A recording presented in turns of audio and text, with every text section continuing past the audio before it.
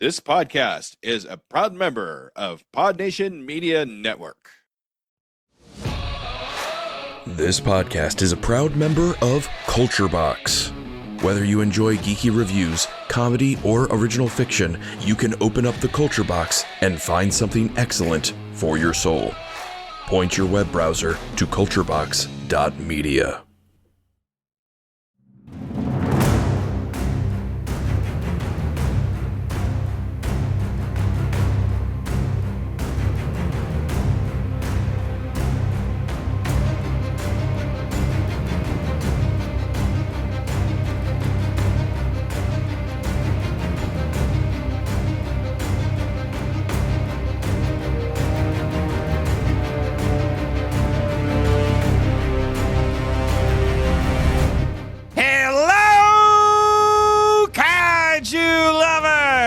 And welcome back to Monster Conversation Harryhausen Annual number 6, Burger King foot lettuce. That is a lie, sir. This is not number 6. I think it's number 5. It is number 5. It is number 5. And I don't know what this Burger King lettuce you speak of is it's supposed to be. What grows on your feet when you don't wash them. Oh, I thought that was called fungus. No, it's Burger King foot lettuce. That's where they get it. Got it. So, aside from throwing a Burger King under the bus, how are you doing, Elijah? Well, my feet are washed. I don't have any foot lettuce.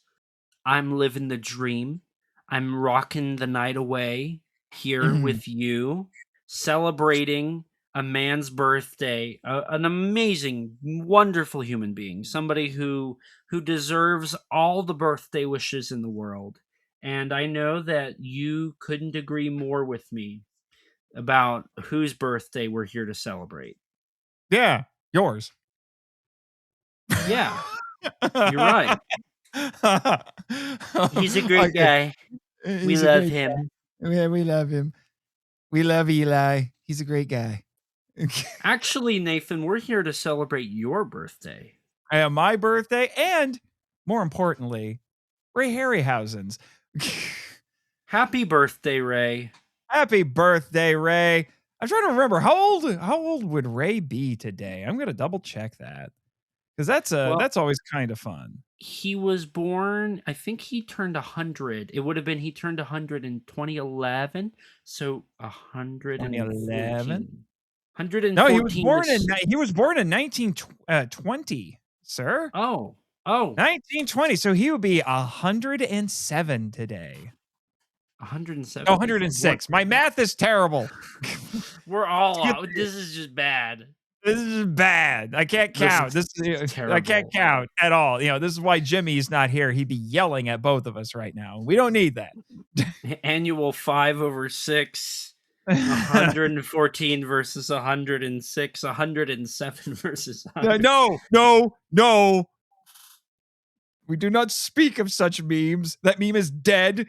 I mean, 6, 7.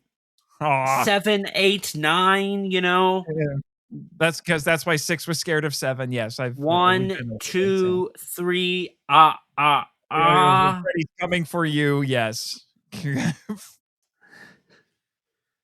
Anyway.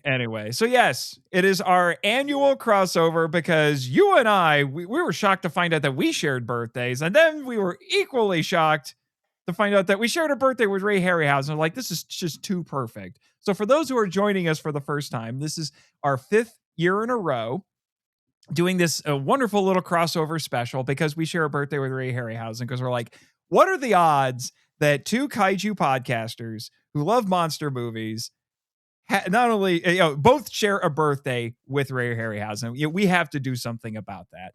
And you might be wondering, if you're going back through the archives for both of our shows, why are we going backwards? You can thank delirious little Elijah for that, because Yeah. when we had our initial planning phone call about this, and I was like, okay, so how do you want to do this, Elijah? And this is during your perpetually tired era. So you were like, let's go backwards. I'm like, okay, we're going backwards. We're starting at the end with Clash of the Titans, and you're just like, okay. It's weird. So to elaborate a little bit, prior to us doing this, you had already done Mighty Joe, Beast, and 20 Million Miles to Earth. Yes. Mighty Joe would have been the one we started on, and then Mhm. doing Beast, and then there's a couple in between those and 20 Million Miles. Mhm. So I want to say the reason behind my thought process, Mhm. I don't know. This is the unofficial, like, you probably saw that thing recently where Tom Holland was like, I said that I wouldn't be Spider-Man, so they would hire me back. This is my hire me back Sony plea.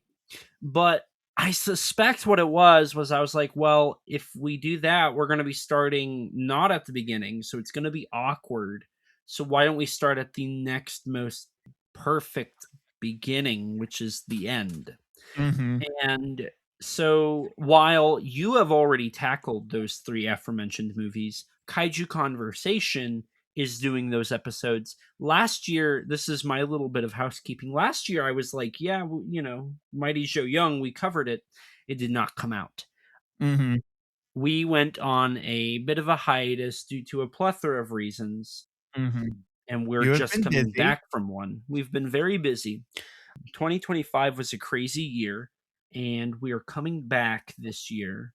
Slowly but surely, we came back, and then we did a documentary, and now we're back. Mhm. And we have quite a few things that have come out this month. But all this to say, this month you do get the Mighty Joe Young episode for Kaiju Conversation, and then we will continue to make up those other episodes that you have already covered. That way, Mhm. as we progress in our Harryhausen crossover, we Mhm. can make sure we're on the same page Mhm. for not only our ranking, but just talking about the movies in general. So Mhm. I just wanted to do that little bit of housekeeping. Now, Mhm. Nathan, how have you been? Things have been very eventful here on the island. I'm sure you've heard that the island now has its own Ultraman. That was not on my bingo card. I did not know that there is an Ultraman on the island. Yep, he's already had a few tussles with some monsters, and including a fire-breathing T-Rex. Is his And name Nate Man? Nate Man, no. What kind of ow? Oh, what kind of nonsense would that be? Sorry, I have ever since the Uber Moger crash, I get periodic headaches. It'll pass. Give me a minute. I have the same thing, I hear your voice and then I just get a migraine. A I, migraine. I yeah. I have that effect on people. It's all the yelling that I do on the air. Yeah, my very memeable apparently greeting that I totally didn't steal from Robin Williams in Good Morning Vietnam. Anyway, so yes, times have been weird, but good, and also staying very busy. We'll be at G Fest actually not long after this. So for those of you listening to this on June 29th, if you're in the Chicago area, come meet us at G Fest because we're in like the top 3 busiest panelists this year because we're insane. Yeah, I think my panels have now added up to 9. Holy crap. I think 9 is correct. Oh I my. I got confirmation on 2 things that I was waiting on, whether like they were going to happen or they weren't. I'm going Yeah, to I think that fact officially check makes you the myself. busiest panelist. Okay, so after a quick tally, it's 7, not 9, it's 7. Oh, okay. Whew, that's But a little more manageable, but still. still, one of those panels is 2 hours. Nah. I don't know. By the point this comes out, they might start being announced. I don't know. I've been kind Yeah, of holding off we until we get yeah, we should finalized. probably hold off from giving, and we've been allowed to announce them, but not too much beyond that. So yeah, so we should probably leave that alone and move on to today's subject, because we've come to, I feel like this, you could argue that this is kind of the midpoint of Ray's career here, and it's a film that came to define, weirdly enough, his career, even though he said, like, yeah, I didn't really do that many dinosaur movies, and but people associate me with dinosaurs. And this is also unique in Ray's filmography because it's not with any of the usual studios or producers that he normally works with. And it was for Hammer Films in 1966. We're going to be talking about 1 Million Years B.C. And boy, this was one of those times I realized, like, Ray loves having numbers in the titles of his movies, because we have 1 Million Years BC, we have Beast from 20,000 Fathoms, we have the 20 million miles 20 to million Earth, miles to Earth, and Three it's Worlds of like, oh, Gulliver, First Man in the Moon. yeah, Yeah, Seventh Voyage of Sinbad. yep, Yeah, numbers. there's a counting theme here. Yeah, there's a Ray little bit of can a count counting and theme. recant. Yes, exactly. So I don't know if Now, it's pure happenstance, I'm sure. the thing about it is, and just to do a little bit of my own Jimmyisms, we are one movie away from hitting the halfway point in his Oh, okay. filmography. He did 16 films that would be full-length feature films. Mm-hmm. And technically speaking, if you want to count Mighty Joe, we are halfway through all of his filmography as a collective. Mm-hmm. So we can run with that, I guess, that we are halfway there. Yeah. Whoa, we're Yeah, 'cause living on a prayer. Ray wasn't credited on Mighty Joe, but he did work on it. Mm-hmm. In fact, he worked on it more than Willis O'Brien did, from what I've read. Because I've done an Yes. episode, like you said, on Mighty Joe. So the interesting thing is where we're at in the world of his filmography. And this is more so like on our end, not necessarily on a cultural end, because we are going backwards. Mm-hmm. This is kind of, unfortunately, a turning event for Ray. For us, we are about to enter into probably what many consider his golden age. His where he made hit after hit after hit, sans Three Worlds of Gulliver. Yeah. And it just was everything that, the films he made prior to this are some of the most iconic classic fantasy movies of the 1950s and 60s. Mm-hmm. And this is kind of where we transition. This is his first official dinosaur movie, right? This is, he did Beast, but this is his first official dinosaur movie. Mm-hmm. He does, after this, he goes and does another dinosaur movie. And we see something very interesting. We start to see him go back to things. He went back to dinosaurs after this. Then he went back to Sinbad, right? And he did that twice. He went back to the world of mythology, with Clash. So in a weird way, this is the end of Ray's,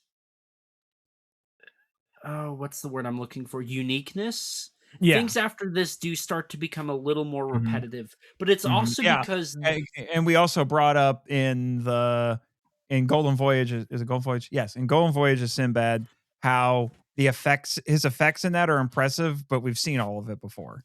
yes, 'Cause you have they were like the ghouls, or just the skeletons from Jason and the Argonauts, and and stuff like that. So he's returning to things that he had done before. And so it's a little, I don't know. I mean, for us, it's not necessarily bittersweet because we're about to go into probably the films we prefer. I'm not saying that as a way to like say, oh, 1 million years Mm. BC is bad. We'll get into that No. eventually. Spoiler warning. I actually liked 1 million years pretty well, and I'm a big fan of Clash. Clash is a great one. But I think it is a little bittersweet when you look at the Mhm. fact that this is kind of the turning point in Oh yeah. his filmography. You already mentioned that this is one of the rare examples of him going outside of where he normally was at. Mm-hmm. Typically he would work with Columbia or Warner Brothers, and for Mm-hmm. this one he went to the United Kingdom and worked Mm-hmm. with Hammer Hammer film. Film. Now Mm-hmm. And I'm this pretty is sure he was also one of, well, what was it? I in my notes says he did not work with Charles Schneer on this one. correct. And that was rare. Like they had a 26-year partnership, and this was one of only, I think it was two. This is one Mhm. of only two movies in I that time frame that Schneer did. Yes, this is the second of only two that Schneer didn't produce in their 26-year partnership, and the other one was The Animal World. Mhm. Which was an Irwin Allen production. Yeah. So Oh, no, we yeah. we are in a very interesting spot, and I guess the first thing we can really dive into here is something that you and I both talked about quite regularly. This is also, we talked about how this is the last film of his career to be really unique. This Mhm. is also the very rare occurrence of his movie being a remake. Yes. Technically, you could say that this one and his follow-up, Guanji, was a remake of Hollow Mountain, but this one more so than that one. This is a remake of a 1940 film called 1 Million BC. So it's Mhm. such a keystone in the shift and the change of his movies and his, I guess, the type. Yeah, and when I was initially starting my research, I found the original movie and didn't realize that it was in any way related to this until I started doing more research. And I'm like, oh, this is a remake? That's weird. Ray doesn't usually do remakes. And that's because, yeah, this is really the only one, with the possible exception of Guanji. But that was more like Hollow Mountain was a poorly realized version of an idea from Willis O'Brien that Ray attempted to fully realize with that movie. And if you want to hear us talk about that, go listen to last year's episode. Yeah, it's definitely an interesting set of events, and really something that I find very interesting is in an alternate timeline this could have been a very different movie. Oh, yeah. So at the time, Hammer, which is a Britain based film production company that grew to Mhm. fame in the mid to late 50s for their horror films specifically. Mhm. They Mhm. did Yeah, a little bit more. yeah, it was when they came to prominence because the Universal cycle, the classic Universal cycle of horror movies had basically come to an end. It's generally considered to have that classic run is generally considered to have ended once the third of the Creature from the Black Lagoon movies came out, which was around that time, and then they basically remade. It's more like they just did their own adaptations of those Universal movies, but with a very different and much more modern style. It was more Mhm. a little bit more exploitational and extreme by comparison. Now, I Right. have covered one other Hammer movie on my show. I had a Patreon pick from Matt Walsh, but not that Matt Walsh, who wanted The Abominable Snowman from 1956, which was like it was released the same year as their first Frankenstein movie. So it was like the last non gothic horror, like monster movie that Hammer produced before like that brand new era came about. Right. It's important to note too that I think prior to their Universal monsters, we'll say, for the sake of simplicity. They probably are most well known for their Quartermass experiment trilogy. Quatermass, yes. That's probably the biggest thing they had done in the 1950s that I believe bled into the 70s, or 60s, if I'm remembering correctly, by the third film. And so you're absolutely right. You know, you look at the Universal monsters, started in 1932 with Frankenstein. No, And 31 with Dracula. 31 with Dracula. Okay, sorry. 31 with Dracula. Then 32 they had Frankenstein. And Dracula and Frankenstein kind of filled out the rest of the 30s. And then in the 40s you had the Invisible Man, the Mummy. And then as the 40s neared their end, you saw kind of the Universal monsters going away. And then in the 50s, with the fear of nuclear war and the atom bomb and everything, you do have a handful of honorary Universal horror monsters. You have like the Mole Man, you have This Island Earth, and you have, of course, the most iconic of the 50s Universal monsters, Creature from the Black Lagoon, 1954, 1955. And so after that trilogy of films, Hammer goes and pays to have the rights to Universal's monsters. And so in 1957, they start with The Curse of Frankenstein. And then pretty much until 1966, they were regularly putting out these films co-produced with a company called Seven Arts Productions. And so you have stuff like The Curse of Frankenstein, Dracula, Prince of Darkness. These three specifically have Seven Arts involved, but they also had titles like The Revenge of Frankenstein, The Mummy, The Brides of Dracula, The Two Faces of Dr. Jekyll, The Curse of the Werewolf, The Phantom of the Opera. And around 1965, they actually went and remade another film that is semi-important to the world of science fiction.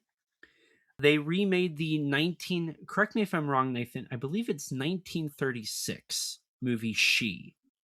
Which was directed by Marion C. Cooper of King Kong fame. She was kind of and which was, it was 1935. 35, thank you. 1935, and it was based on an 1887 novel of the same name by H. Rider Haggard. So it's a literary adaptation. And she was and he was also the author of the Alan Quatermain books. So she was this film that, you know, it was, if I remember correctly, Willis O'Brien worked on it as well. So it was the follow-up film to King Kong. Like that was the next big production for that RKO team. Yeah, a lot of the people worked on King Kong worked on that. Yeah, Max Steiner did the score. That's one of the films. It's very similar. Wait. Helen Mack, that she was in Son of Kong. Yes. Yeah, she was in it. So around 1964, Seven Arts and Hammer get together and they get the rights to remake She. They do this. It does very well. O'Brien was supposed to work on it, but but the scene that he was supposed to animate where they get attacked by mammoths, it got cut. Okay, that makes sense. I knew he had something at one point involved with the production. Anyway, continue. Sorry. So She comes out. It does very well for them. And Seven Arts approaches Hammer and says, hey, we want to remake King Kong. And so they say, okay, we'll look into that. Now, what's interesting is this is 1965, maybe early, not even maybe early, it's 1965. At this point in time, RKO is still the legal owners of King Kong. RKO has already licensed King Kong to Toho for a 5-year contract that went from 1962 to 1967. So at this point in time, RKO was incapable of licensing King Kong out to any other company because of Toho's exclusive rights to film adaptations. Of course, you do have the 1966 Rankin Bass Toei Animation co-production, The King Kong Show, but because that was a TV show, it was a little easier to do. Different Also, rights. around this time, I want to say there was a King Kong comic that got released, like 1962, around that time. That sounds right. And that was kind of the other major milestone in King Kong at the time, outside of the obvious King Kong versus Godzilla. And we know that even in 1965, there were already plans to do a King Kong movie, Operation Robinson Crusoe, which got turned into either a horror of the deep, from the deep, of the deep, one of the from deeps. the deep, yeah, from the deep. No, horror of the deep. I'm sorry, horror of the deep. And so obviously that got turned into a Godzilla movie, but because Hammer couldn't do King Kong, they were looking to see what else can we do. And this is whenever they decided to go and approach the producer of the original 1941 Million BC and inquire about licensing the rights to that film. Specifically, it was Michael Carreras who also wrote the screenplay on this, and he was, if I remember right, he was the son of Hammer's founder James Carreras, who was called the Colonel, according to Ray in his book, An Animated Life. And so everything you talked about, that is exactly what it was. They were going to remake King Kong, couldn't do it, so they settled on this. And according to Ray, I should say, the movie, that original 1 million BC, was also called Man and His Mate in the UK. And Ray said in his book that it was, quote, a poor attempt at a fantasy adventure that saw cavemen surviving in a world of dinosaurs, end quote. But Michael Carreras thought it, as Ray put it, quote, it had untapped commercial potential in the form of dinosaurs and sex. I mean, fair enough, Yeah. So where do you want to go from here, Nathan? Do you want to dive into some of the other casting choices and I've got some notes here on some more of the pre-production side of things. Something that are pertinent to what we're going to be talking about here. Ray said that there was a T-Rex scene. There's neither of us have seen the original, but from what I have been able to piece together about it, this movie actually follows it in terms of plot and character, follows it pretty closely. Lon Chaney, I should mention, Lon Chaney Jr. was in the original movie, who played I think it's Akoba, so the Tumac's father. And, he was played that character in the original. But there was a T-Rex attack scene in the original, but it was done with a guy in a rubber suit. And as we've talked about before, Ray seems to have a complicated relationship with rubber suit monsters, particularly of the Japanese variety. And he said that, because it was a guy in a rubber suit, they were always trying to hide the monster behind bushes. And Ray said he was told that they were going to make a classy picture, not a cheap B feature. And it was actually Ray who suggested to Hammer that they hire Don Chaffee as the director of this movie, because he had worked with Mr. Chaffee on Jason and the Argonauts. He also suggested Jerry Geron, who, if I remember correctly, is the director of 20 Million Miles to Earth. Might have to double check. No, that was Nathan Geron. That's what it was. I'm sorry. But regardless, that's how Chaffee was brought on to this project. And they were original. I don't know if you want to get into where they were filming now or a little later. Maybe a little bit later. Okay, we'll do that a little bit later. I've color coded all of my notes, so I'm just looking over, Funny enough, this was marketed as Hammer's 100th production. That was a ploy. It was their 116th. but it looked good. Like I said, on all the posters. Their actual 100th production was something called Thriller Nightmare in 1964. It's close enough. Close enough. Yeah.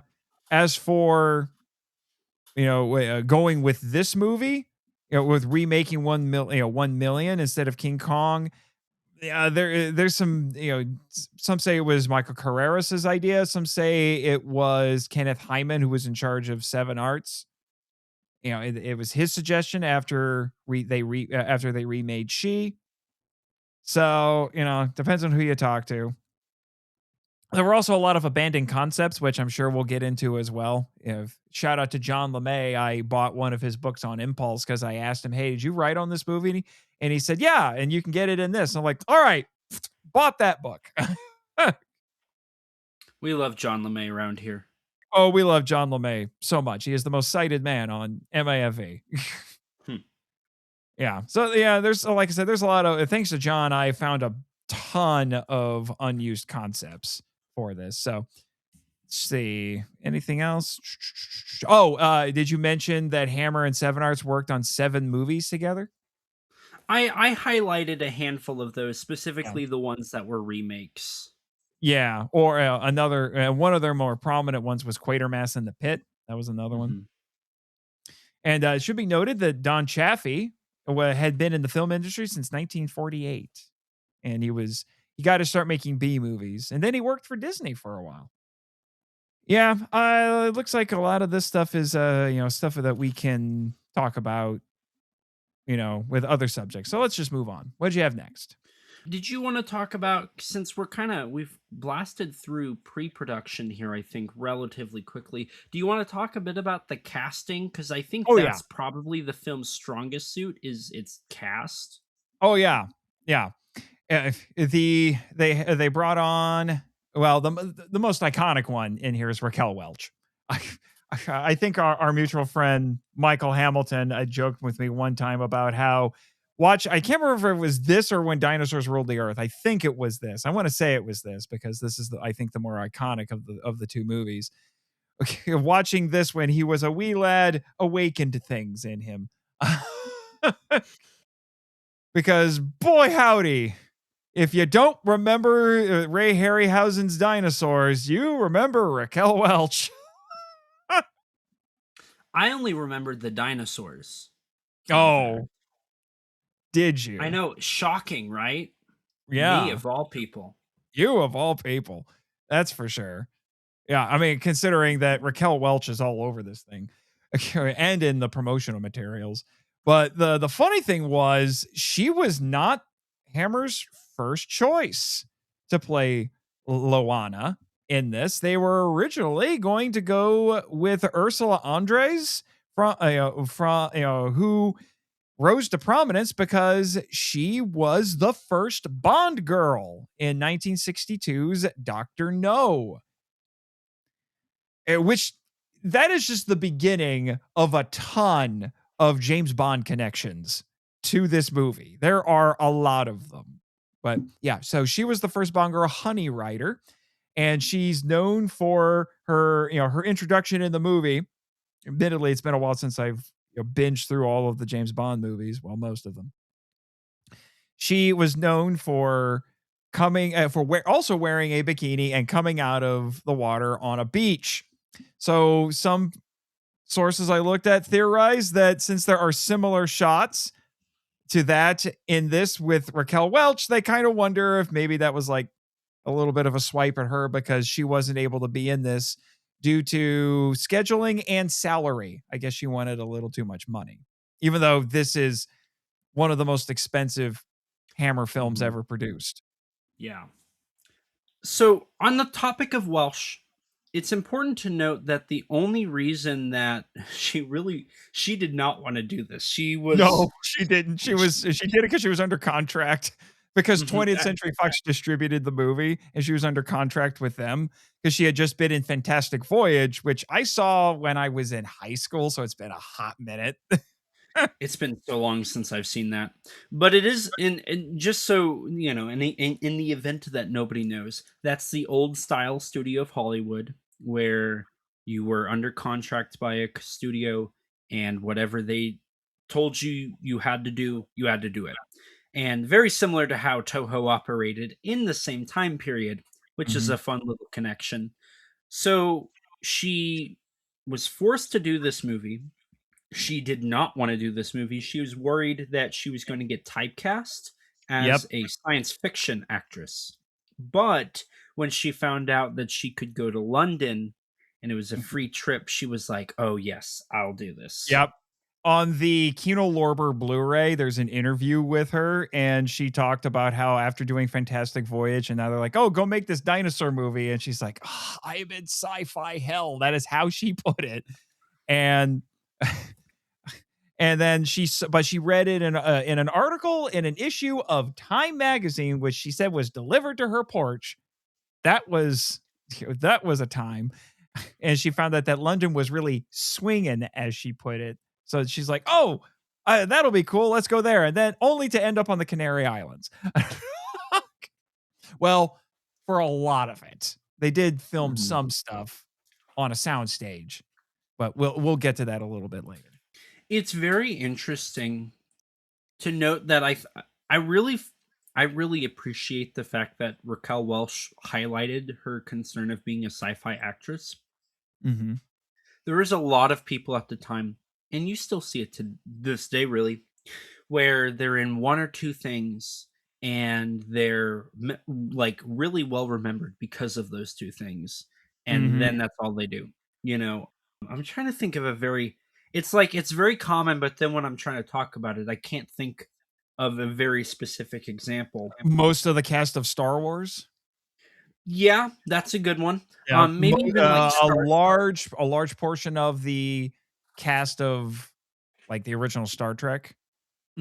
Yes, where it's like they're Yeah, now synonymous with science fiction or space operas or dinosaur movies. yeah. But the Star Wars cast in particular, they had a hard. Most of them, unless you're Harrison Ford, you had a hard time breaking out of that. Like Mark Hamill eventually did, but it took a long time, and he man, he did some things before he got his career got a second wind in the 90s when he was a voice actor, iconically not paid played the Joker in Batman the Animated Series. That's what really revitalized his career, and before that he was just basically doing anything he could get, including funny little things like the Guyver. Have you ever seen Laserhawk? No, I have not. I'm surprised I haven't, but That's when I think of like Mark Hamill, like bargain bin, like doing whatever he can. I slumming go it. Yeah. immediately to Laserhawk. Yeah. Yeah, he was also the trickster in a Flash TV movie that was a tie-in with the Mhm. TV show, which was I've seen that, and that's basically his audition to be the Joker. Yeah, which is kind of wild to think about, but yeah. So yeah, people like that, like they get typecast, they get Leonard Nimoy famously in the 70s got so fed up with how closely associated he was with Spock. I kid you not. I haven't read it yet, but he wrote an entire book called I Am Not Spock. I think it I was just like remember that. I Yeah. think it was an autobiography. So he put that out there because he was tired of how closely associated he was with the character. But then he later made another book. I think it was after the first Star Trek movie had come out, and he started to see how important Spock was to people. So he rethought all of this stuff. And then he wrote a second book called I Am Spock.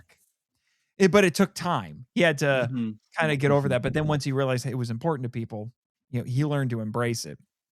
I don't think Raquel Welch ever got there. It seems like she appreciates that this movie jump started her career because she basically became a huge star and a sex symbol overnight because of it.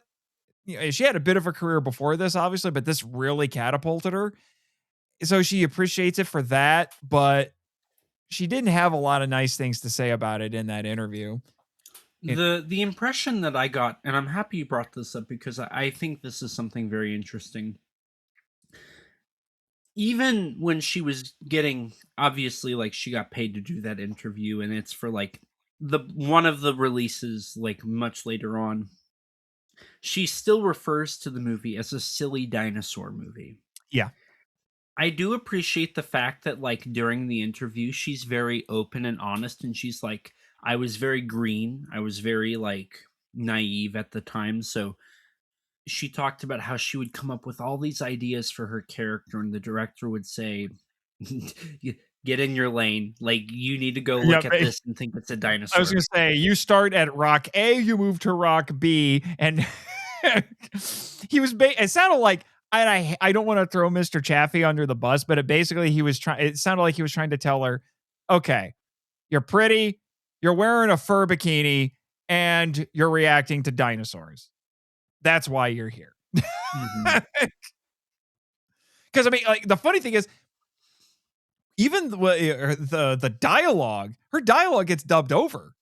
Yes. Because when they were filming on the Canary Islands, it was in the dead of winter, and we'll get it because the filming locations in this is incredible. But it was the dead of winter. It was freakishly cold. She got tonsillitis, so she said there's very little dialogue in this, as I'm sure we'll talk about, because that's another uniqueness to this movie.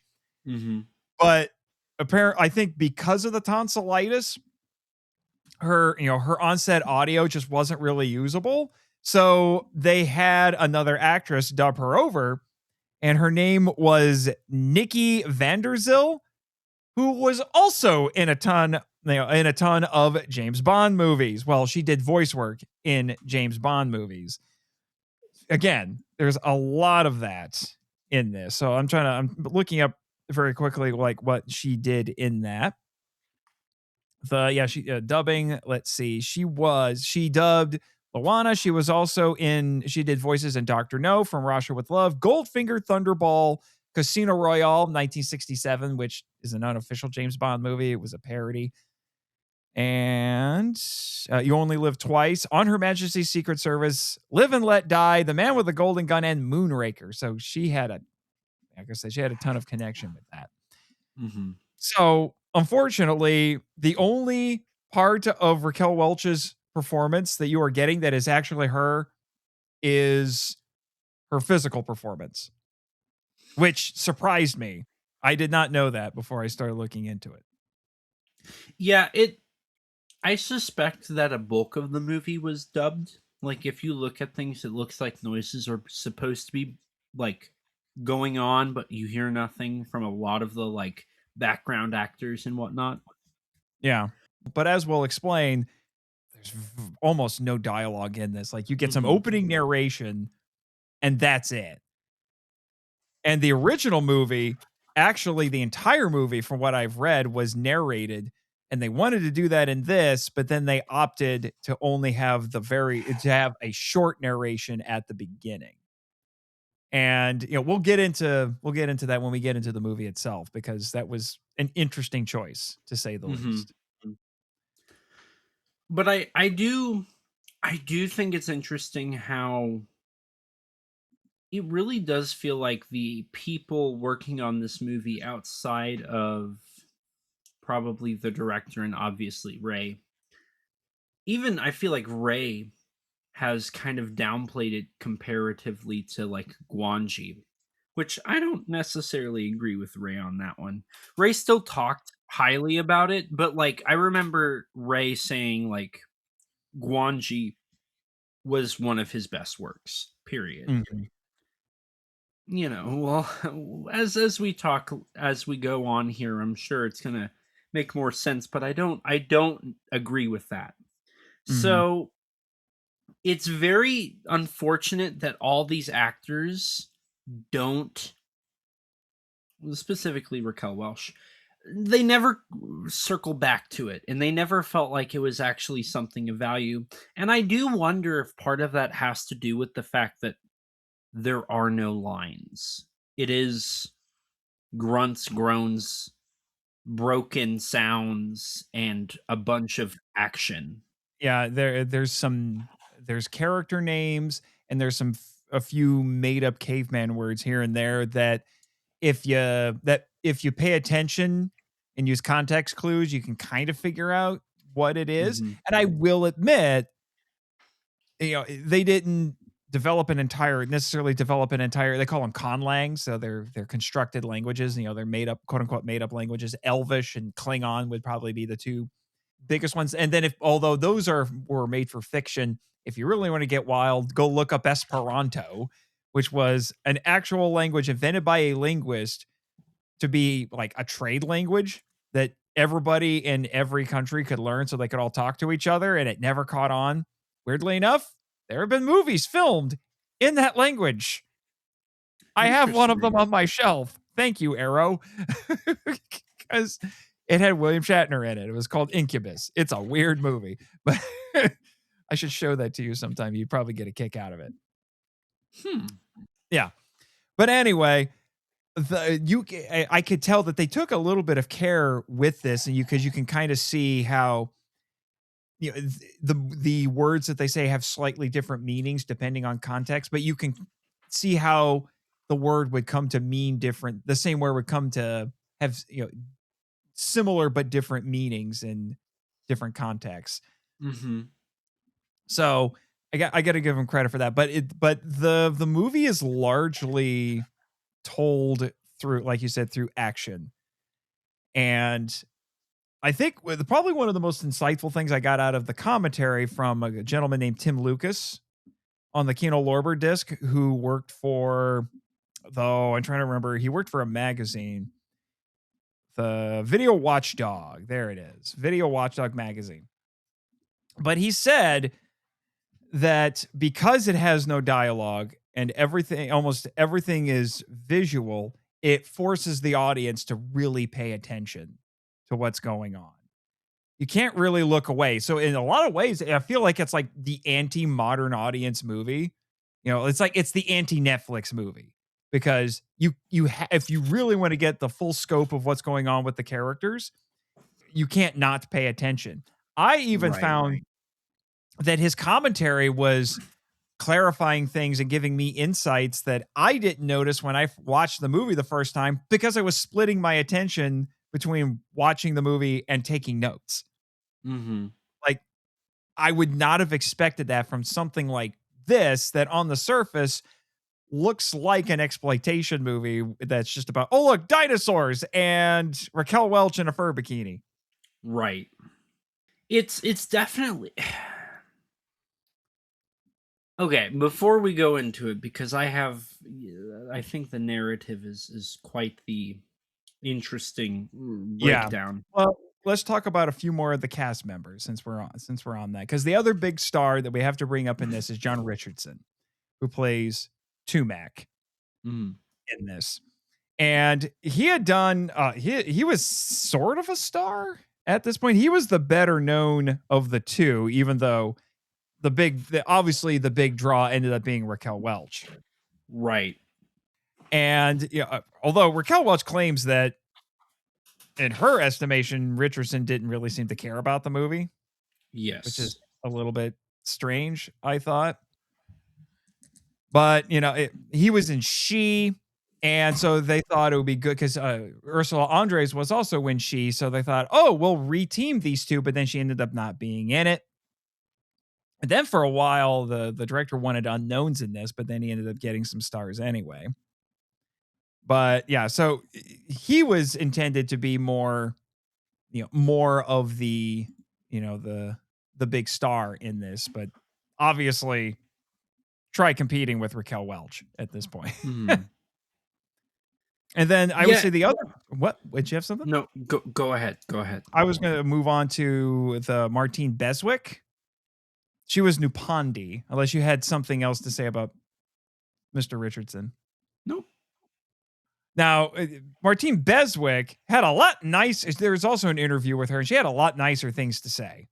She loved being in this movie. She absolutely loved it. She was the other cave woman. She was the dark-haired cave woman. I do wonder, because I know exactly which interview you're referring to. I do wonder if she's putting that on for a show. Maybe. It kind of the amount, like, she's like, "Oh, I was really good friends with Ray, and he was just a genius, and he did so many amazing things, and I just loved it." It's like, Yeah, well, she also got married to John Richardson, and she told the story. He's like, "Oh my gosh, he's so pretty. Why is he around here?" I do think that there's a possibility that she's either, like, just fanboying over, like, those wonderful memories, or I suspect she's a little performative in her interview. Possibly, but it was such a night and day difference between her and Mhm. Welch. Maybe she did Right, that right. because she's like, "Oh, well, Raquel is gonna, you know, come down on this movie, so I'm not," or something. I don't know. But she also got her start in James Bond movies. She's from Jamaica, interestingly. And, so she was one of the silhouetted dancers in Doctor No. And then she got to be, she got a couple of roles in From Russia with Love and Thunderball. And she said at that point, because of that, she didn't even have to audition with Hammer. Mhm. She just got the part. I kinda get the vibe from Hammer that if you were established in the British film industry, Hammer would just take you. I get that impression too. Although she Especially. admitted that she wasn't initially interested in this movie, but then when she heard about Harryhausen and John Richardson, she said, "Yeah, I'll do it." Mhm. So, I guess really where we're at is kinda on the cusp of filming and the actual plot, I believe. Yeah. Yep. So as we mentioned, this was filmed in the Canary Islands, specifically. I hope I'm probably going to say this wrong. What is it? Lanzarote? Mhm. I think is what I said. And then what was it? It was Tenor. There was another one that I saw. Tenerife. Tenerife. Tenerife. Yeah. So those were the two islands to do that. The Canary Islands they are controlled by Spain, but they're actually off the coast of Africa. And initially, they were thinking they were going to film in Iceland. But at that time of the year, Iceland's daylight was extremely short. So they're like, Mhm. yeah, that's not going to be good. We need more daylight to do this. And then they settled on the Canary Islands. And I have to say, if a setting can be a character in a movie, it is definitely the case here because I can't think of any other movie that looks like this. And I feel like this seems like such a basic thing to bring up, but green screens can't replace location filmmaking. And this Mhm. location is incredible. I agree to a certain extent. Oh, I agree that the actual on-set location stuff is gorgeous. I think it's beautiful. It looks almost otherworldly. It looks like another planet to a certain hmm extent. But I will bring up, in the context of this is prehistoric Earth, it doesn't make much sense. that is actually a criticism that Ray got a lot for this movie. And his response was always this movie wasn't made for professors. It's ahistorical, it's a fantasy movie because there's no way, if we go off of the paleological record, there's no Okay. way that dinosaurs and humans, and all these species would be interacting with each other. Right. But I think there's a difference between the creatures not lining up and the setting not lining up. I can forgive the creatures, right? I think that is something that can easily be like, "Oh, they're just prehistoric versions of themselves."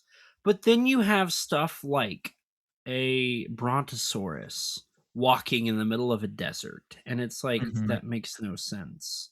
A triceratops, that makes no sense. And mhm, you can say, "Oh, it's not for professors." Right, but you're trying to get your audience to be dumb, right? Like, the professors aren't they're going to be talking about how the carnivores are not accurate and how they're walking on their tail and not horizontal. They're going to talk about the slurposaurs. They're going to talk about. I don't care about those. I can work with those just fine. Even in the original, if I remember correctly, there's plenty of vegetation. Mm-hmm. It's this filming location that doesn't work for that. Saying that it's the professors that are being problematic is being ignorant to just a simple fact that you chose the wrong location to film a prehistoric Earth.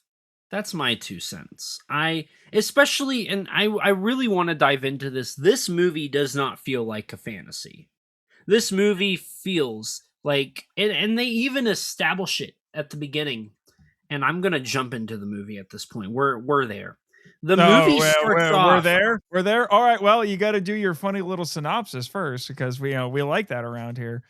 Well, I'll do that as soon as I get this point across. Okay.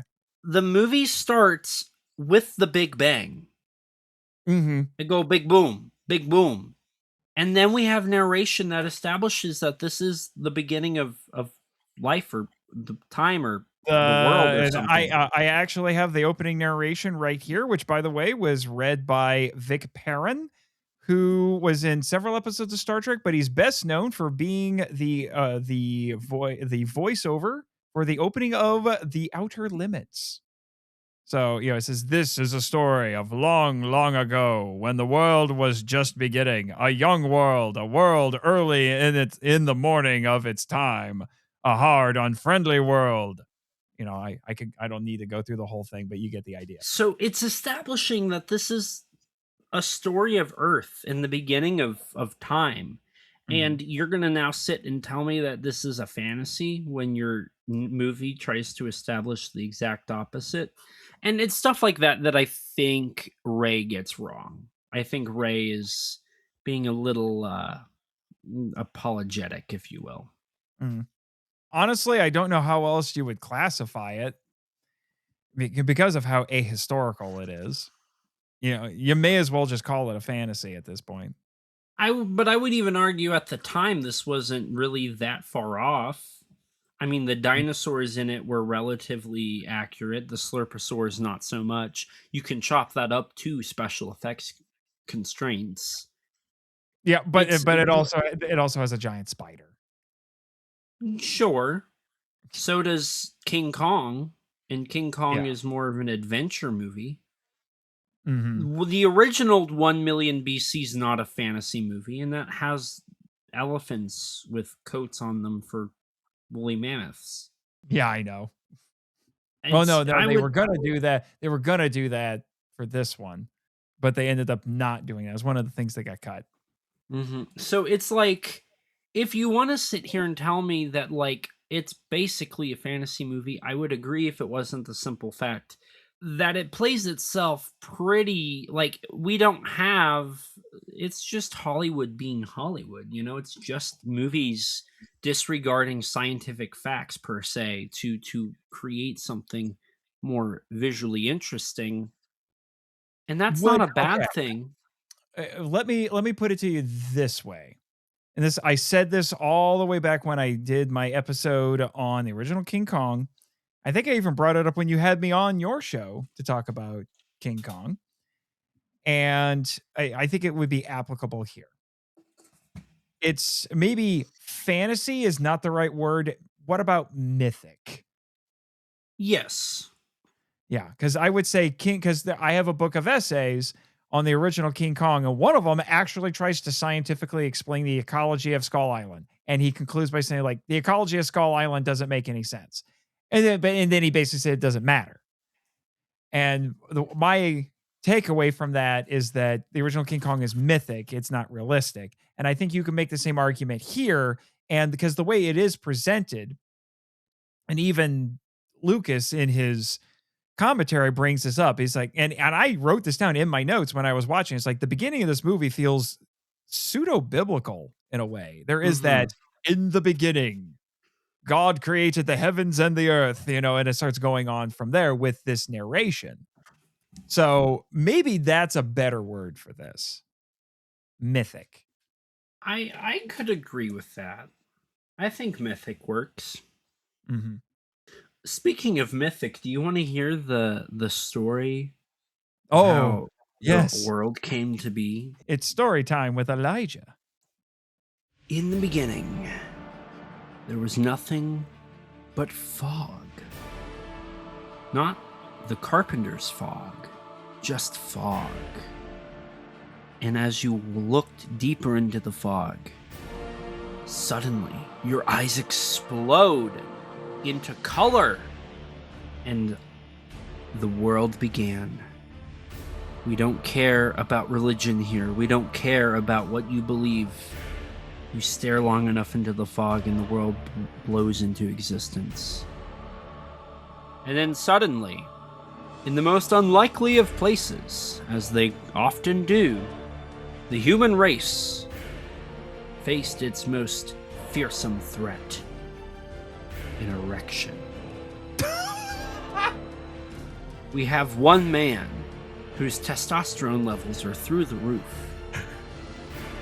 wanting to be a leader because of his testosterone. But his father, that has more testosterone, will not let that happen. And then the testosterone gets to be too much, as the two men and everybody else are enjoying pork. It's how you know that this movie doesn't care about religion. They're eating pork. Hooved animals. I was going to say, they are not kosher. And so, as everybody chows down on some pork, the two men fight. And our dude, we'll call him Harry. Harry falls off, plummeting, only to be okay. Harry and his testosterone then travel the planet of the apes. But you don't know that. That's later. That's when they find the fountain of youth. Harry almost dies of dehydration. He cannot survive. And then suddenly, the erection erects. You learn very quickly that Raquel Welch, in a bikini, can change your life. Harry's life was changed. And then suddenly, a giant turtle that has tusks and breathes fire came out and tried to save the children from everything. That's a wrong movie, isn't it? Yeah. Harry and Raquel Welch travel to a tiny little area on a soundstage where there's water and trees and blonde people. You know, if there was ever a word for segregation against hair, I'd call it hairists. Everybody looks at Harry weird because his hair is black, not blonde. This is starting to really make sense. It came out in 1966. This movie is about racism. This is a movie politically charged about racism and how we need to bring everybody together. It doesn't matter if your hair is black or blonde. We must come together. We must come together. Just like the Beatles said. The blondie's not happy, so he kicks Harry, but then Harry beats him up. And they don't like them. They don't like the fact that the black hair people can beat the blonde hair people. So, he's cast out again. Not because of his testosterone this time, but because of his color of hair. Racism. Sorry, hairism. He's really pushing against the pricks. Just like Johnny Cash said. But Raquel, we call her Raquel around here. Raquel follows this man because he's a bad boy. She wants to know, what's he gonna do? What's he gonna do when they come for him? Ain't nobody giving him no breaks. The people have no breaks. Hey, so the rest of the movie is a journey trying to bring two different types of people together.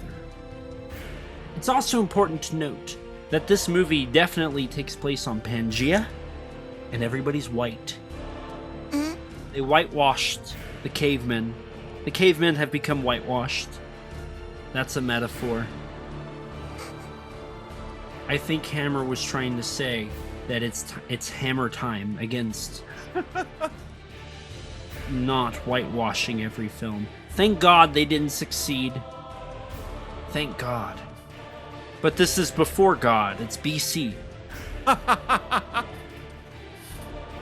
And so, our two wonderful people travel back to the land of the black-haired people.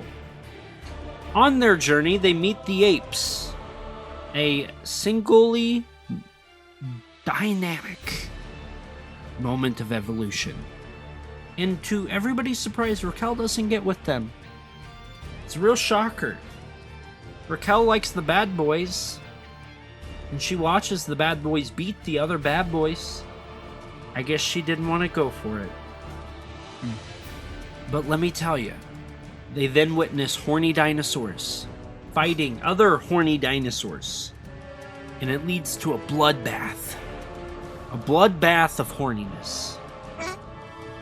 And then, everything's right with the world. Harry and Raquel return to the land of the black-haired people, only to find out that his father has now become a wide-eyed person. Dun dun dun! And so Harry starts to lead the people once more, only to witness his lover fight his ex-lover. A real cat fight, if you will. A meow of horns and fire. That sounds like the start of a really interesting video. Only found on xxvids.org. I had to give a fake website so the kids can't go, you know? But furthermore, as our Harry and Raquel are bathing in some water that probably is full of urine, they're in for a special treat. As a dinosaur flies in, because that's what that is a dinosaur, and picks Raquel up and doesn't bring her back like a bad teenage boyfriend. But Raquel, like all good teenage girlfriends, finds a way to leave him and returns to the land of the blondes, only for Harry to return. And with Harry and the help of the blondes, they go to take over the land of the black-haired people. But this is where the racism really comes in. It's a metaphor, because the end of the movie shows death, destruction, and hatred to mankind, poisoning their brainwashed minds. Oh Lord, yeah. Now the war pigs have the power, and God has struck the hour as volcanic eruptions occur across the world and destroy the color of the world, turning it into an Oz-like land. And then Harry and Raquel and all the blondes and all the black-haired people now must live in a world of sepia. And the world will never be the same. That might be your best one yet. I was pulling the Shatner out. I noticed that. And I very much approve. Very much approve. So we got a lot to get into, so we should probably jump right in. So we've already talked about the opening narration and its pseudo-biblical kind of language here, which Mr. Lucas, he had an interesting take on that, kind of talking about how this sets the tone for the movie itself. He said that this sets the epic scope of the movie because it borrows from two extremes, as he put it: Ben-Hur and the Story of Mankind from 1957, which was directed by Irwin Allen, and argued that the shot of the vault. It's interesting that you have that big cosmological beginning there, some of which was cut in the U.S. version, which we will talk about because we're going over the international cut, which is the uncut version. The U.S. cut was edited down by about 8 or 9 minutes. And he said it's interesting that it then starts off with a vulture who is sitting there and is waiting. And he likened that to the audience because we have these long establishing shots. It's almost like Peter Jackson in Lord of the Rings, where he has these sweeping landscape shots to immerse the audience in the world. And then you have the vulture there. And then he points out later, the vulture begins the first act, and then it also begins the third act. So I thought that was an interesting choice, but it also illustrates that, as the narrator says, this is a harsh, unforgiving world, and death is everywhere. And the vulture is doing what all vultures do. It is waiting for some death so it can go get itself a meal. Now, I do want to quickly establish I wasn't a huge fan of the stock footage that preceded the Big Bang. I thought that was a little cheap. I know it was supposed to be a prolonged sequence, but they ended up cutting most of it and replacing it with the volcanic stock footage. It's a very obvious stock footage decision, which I'm not a huge fan of. And I noticed this in the commentary, but I had noticed this even before the commentary. This movie does have a lot of interesting 2001 elements. Yeah, there were long shots. There were a lot of my sources that said that they think Kubrick was inspired by this movie, which it kind of makes sense. And I guess the whole philosophy of like the birth of mankind is something that is briefly talked about in 2001: A Space Odyssey. That's how the movie, if I remember correctly, it's been a minute since I've seen 2001. That's how it started, and they think that there's the birth of mankind scene was inspired by this movie. I could argue that the ape men that we see later, they look similar to the ape men that are in 2001. There is stock footage of this used in A Clockwork Orange. I think it's during the earthquake sequence. And it's, I mean, even so, to talk a little bit about 2001, so it does start off with the apes learning how to use tools and using a bone to destroy something. And it is in a barren desert-like wasteland. I think they end up finding the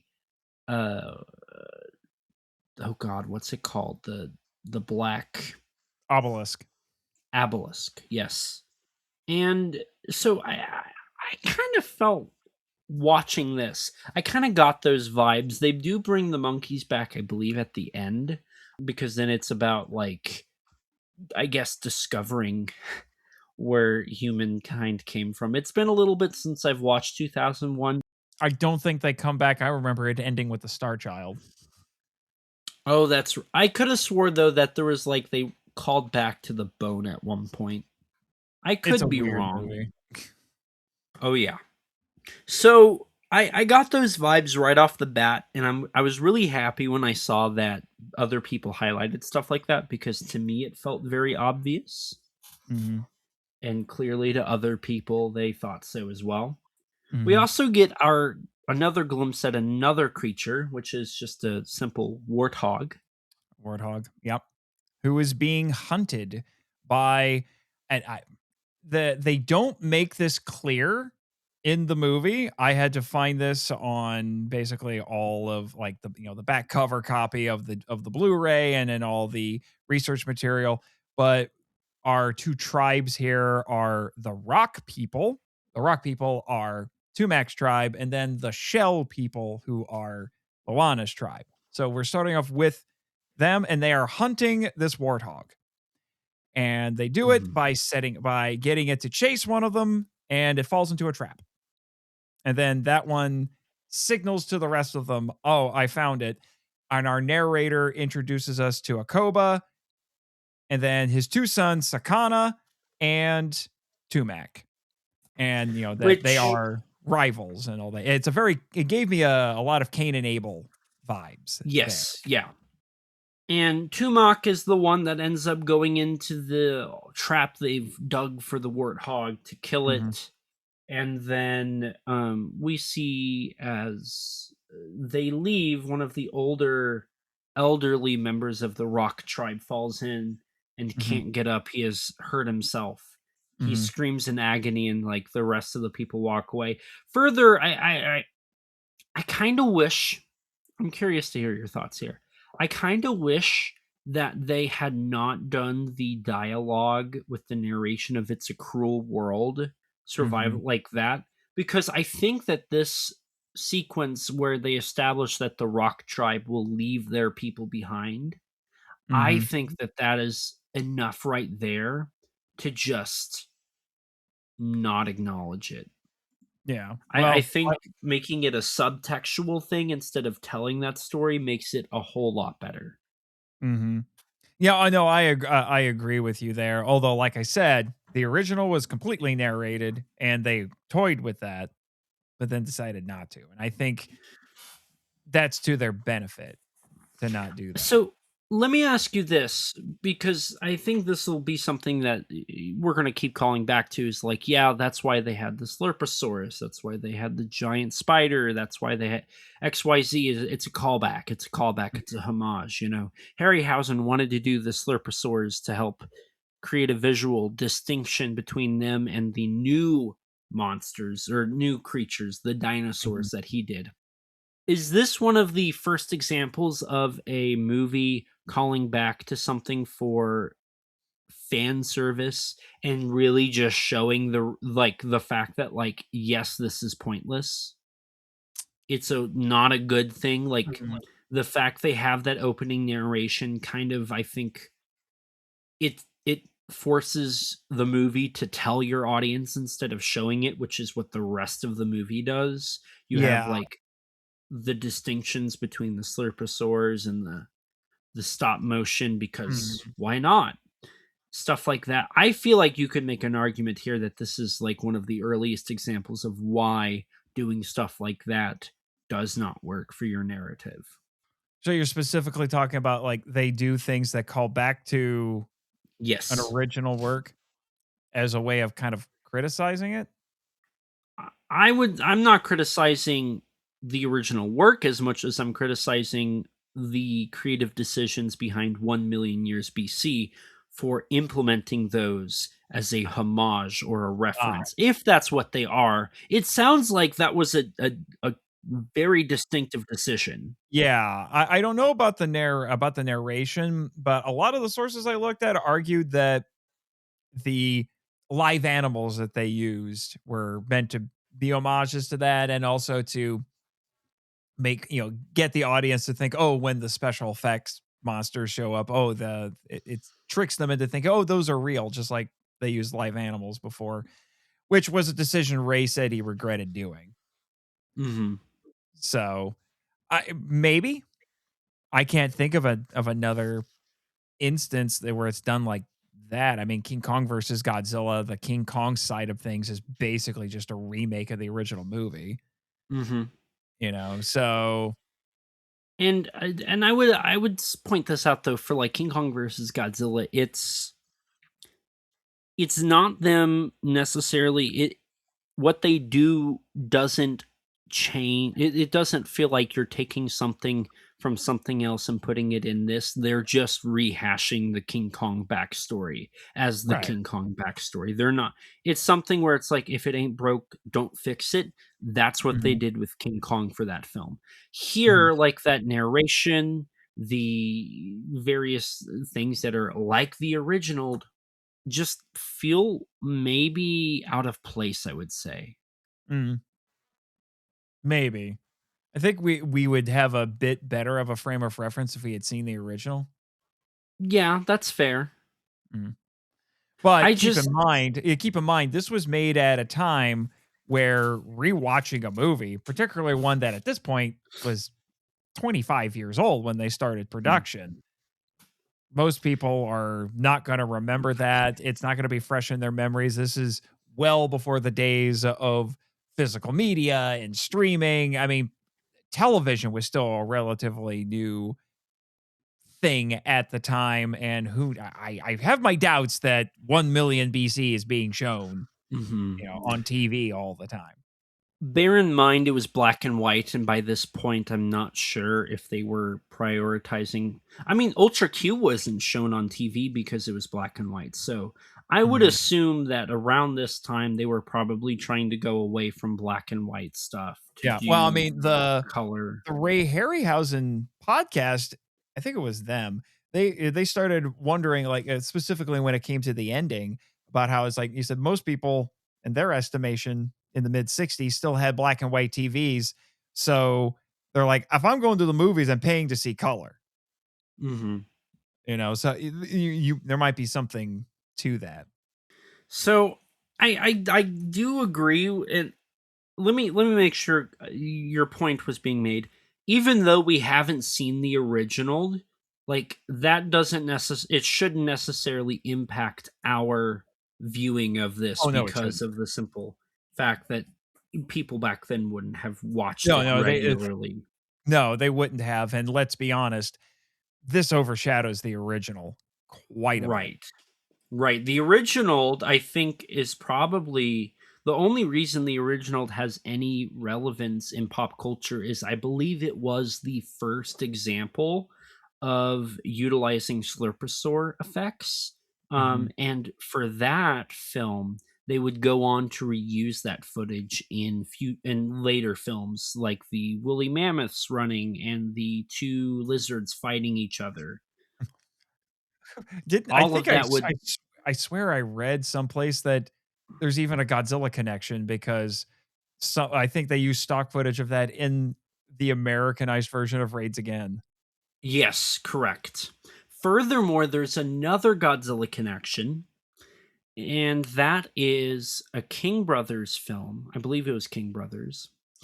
They created a movie called Valley of the Dragons, which utilized stock footage from any film they had access to, which included 1 million BC and Rodan. So there Mhm. is a Rodan cameo in Valley of the Dragons that also uses footage from 1 million BC. I was gonna say, yeah, Furthermore, they released Rodan, so that makes sense. furthermore, in Godzilla Singular Point, there is a Raquel Welch cameo in the end credits with her iconic look. Mhm. So I would almost argue you could loop 1 million BC and 1 million years BC in the interconnected web of the kaiju sphere. I think they're Mhm. both important enough to history that they're there for a reason. Mhm. Mhm. By the way, I just gotta You're make this joke right now. If this movie came out today, they would call it 1 million BCE because apparently that's how we date things now. before Common Era, yeah, yeah. Yeah, whatever. I want to make sure we get back onto the point we were making because I'm curious to hear your thoughts because it kind of sounds like you're arguing that those maybe not arguing. I think that's a poor choice of words here. My point that I was making was the film suffers Mm, from including like the narration and the callbacks to the original, and I was curious to hear your thoughts on how you felt about that and primarily the idea of this being one of the earliest examples of a movie paying homage to an original. yeah. I will say I when I first watched it, I was curious if the narration would persist throughout the entire movie. It did not, and I appreciated that. I see where you're coming from with how perhaps it over explains a little bit as opposed to leaning into the visuals like the most of the rest of the movie does. Even though I do like the opening narration, like I said, it gives it a pseudo biblical feel to it. As for the stuff with the effects later on, I was not expecting that. I thought it was a strange idea to start with, as we'll talk about in a little bit, with a dressed up iguana as your first monster when you have Ray Harryhausen. Ray gave his reasoning for it. I think there was also the argument that, the studio was like, if we do this, we can save a bit of money on animation, save time as well. Ray doesn't have to Mhm. go and animate an entire monster for this sequence. But again, like you said, it's calling back to that. But it does feel a little out of place with the rest of the movie. When the rest of it is stop motion special effects. So, maybe it's an homage, maybe it was done for practical reasons, but yeah, I don't think it was necessarily the best decision to make. So I see where you're coming from. Okay, that makes sense. Mhm. So then we get back to the movie. Yes, All absolutely. right. So one thing I do want to bring up with this sequence is there is a part of this is where you get one of the first cuts to the movie in the US version, which is pulling the warthog's tusk out. That was not in the US cut, probably because it was viewed as a little too gruesome. Even though that tusk comes back several times in the rest of the movie, you could argue it's a bit of a phallic symbol because, it's a tooth, and this is Tumac's prize for finding today's kill.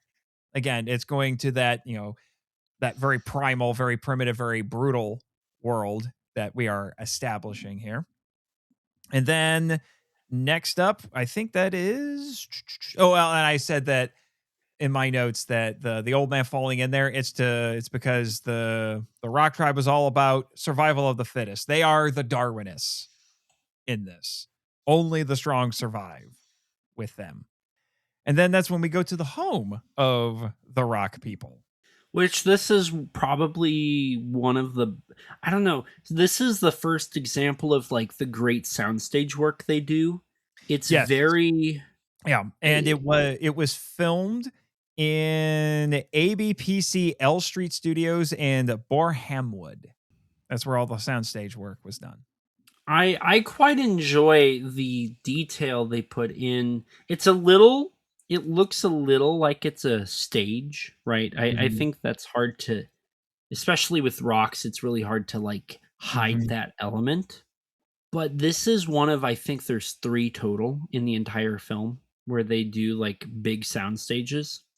Mhm. And I adore their set design. I haven't seen any of Hammer's Universal like gothic horror stuff, but Mhm. I can't help but think that they probably the reason it looks so like performative as a stage is because they probably were trying to implement those ideas into so many of their productions. Oh, for sure. For sure. And it really they had to do it, I think, with stuff like the caves because there's no way I don't think they would have been able to find a location to do, Mhm. to film this. And but like you said, their production design for this is excellent. And that is a big set too, gotta say. Especially the rock people cave. That's a pretty big one. And I would not be surprised if the other cave sets that we see, like for the shell people or the ape men's cave and all that, it's probably the same set that's being redressed, Mhm.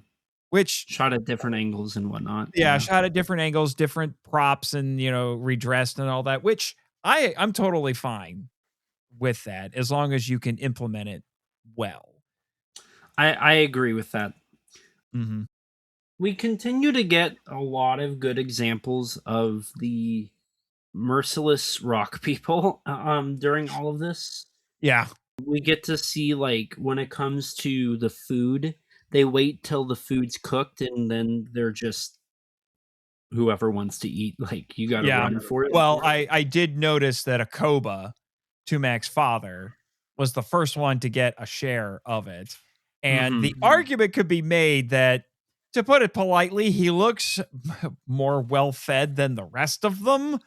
That Right. I think he's exerting this authority that, this is a primitive tribe, but he's exerting this authority that he has to get what he wants first.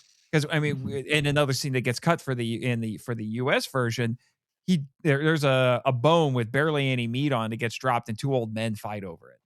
And you've noticed that everybody who gets a piece of the meat, like we see Nupandi, we get the impression is supposed to basically be the mate to Tumac at this point. Like, she is mean. Like, she goes over and she grabs a piece. She's like a hissing cat that just caught a mouse.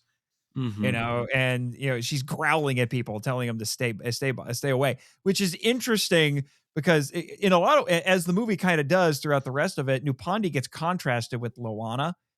Like, the two tribes get contrasted quite a bit, but we have these two tribes women, Loana and Nupandi, and they are about as opposite in personality as you can get, even though they're arguably, well, at least for the rock people, Nupandi's kind of the only one who's anywhere close to attractive. All the rest of them look either ugly or at best homely. They're all really grungy, and that, like I said, that really contrasts with the shell people. But that aggressiveness that defines the rock people, even she has succumbed to that. Not succumbed, but she's just like that too. Right. I mean, you adapt to your surroundings, and the fact that, like, notice how the leader gets the biggest. He grabs a whole leg, right? And then you have our main character grabs, it looks like a rib. Yeah. And as, like, everything progresses, it's just smaller and smaller portions for everybody. The people who, and you could make the argument, well, they went and hunted for the thing. They spent the whole day out there getting the food for the night. But even then, it's still very clear that it's like, yeah, the people who are in power are just taking everything they can and leaving so little for the people who are just trying to survive. Which, I mean, you can see the metaphors in that if you really are digging. I don't think this movie's intentionally trying to be metaphorical, joking aside from that opening description. I can't help but think that this film is 110% just trying to be nothing. A I story. think that's a little demeaning, yeah. Yeah. But I think it understands how the world works, and obviously Yes. in a primitive culture like this, whoever is the chief, so to speak, is, especially with such a savage tribe as this, they're probably, whoever's in charge is going to use that authority to get the biggest piece of meat and before everybody else. Which, to kind of go off of that a little bit, Beswick actually said that was a real cooked pig that they had on set, and it was delicious. But it was very hot to grab. It was very hot, fresh yeah. on the fire, yeah. Yeah. So that was kind of amusing. But then that leads to our, oh, by the way, I also wrote in here that the contrast between the tribes reminded me of Half Human to a certain extent. Okay. Which, it was just an interesting observation, which, would have been, and certainly they wouldn't have been influenced by that, I don't think. But this is where we get our first major conflict here, because this is when Tumac gets basically banished from the tribe, and it's all because they're fighting over the food. Specifically, a very tiny piece of food. A very tiny piece of food. Because it was his brother, right? It was Sakana. No, it was dad. It was dad. It was his father, yeah. It was his father. He got into a fight with his father over some food, and dad literally kicked him out. And by kicked him out, I mean like kicked him over a cliff. Right. Which we get a brief little glimpse at the matte paintings for this movie, which are very beautiful. The art, Oh, yeah. The art department did an astoundingly good job on this movie. Like Oh, yeah. that's probably the biggest takeaway I had from the movie is just the art department just going and doing a beautiful job between the modeling and the painting and the set design. It's all really beautiful. Yeah, I miss matte paintings. Matte paintings are wonderful, and I kind of wish we had gotten more matte paintings in this movie. I think they would have looked really good. That's for sure. All right, and then after that, we have Tumac wandering around in the wilderness, and this is where there were a ton of cuts to this. They had storyboarded sequences that they ended up not using. There was a point where they were going to have mammoths, and those got cut. There was going to be more stuff with the brontosaurus. So finally, 17 minutes in. No, did we see the brontosaurus before that, or is that do we get? We the see iguana? bones. We see bones. some bones. The bones were made by Ray, so that's really the first of his special effects that we get in here. There was a different guy who did all the other effects that weren't stop motion. I cannot remember his name for the life of me. Are you referring to George Blackwell? Yes, George Blackwell. Yeah. So all the effects that were not Ray, he was doing those. Right, which would start at 1707 with our Slurposaur. Yeah, because like I said, there was a ton of stuff that was cut, and him wandering around in the wilderness was shortened for the US cut as well, which I can kind of understand. I definitely get that one. Yeah, there's a lot of just wandering in this movie. Yeah. This was in some ways was Lord of the Rings before Lord of the Rings. A lot of walking. But they were like, look at this, look at where we're filming. Look at this place. So they wanted to show it off, I suppose. Although I don't think that's going to get too many people to go to those particular Canary Islands. Unless they wanted to be crazy. But yes, we get the dressed up iguana. I don't think the iguana's dressed up. I think it's just a giant iguana. It's just an iguana? Yeah, well, maybe. But still, it's an iguana. It calls back to the 1960 version of The Lost World by Irwin Allen, and I'm like, really, we're doing this? That was basically my reaction in my notes. I was like, really, we're doing this?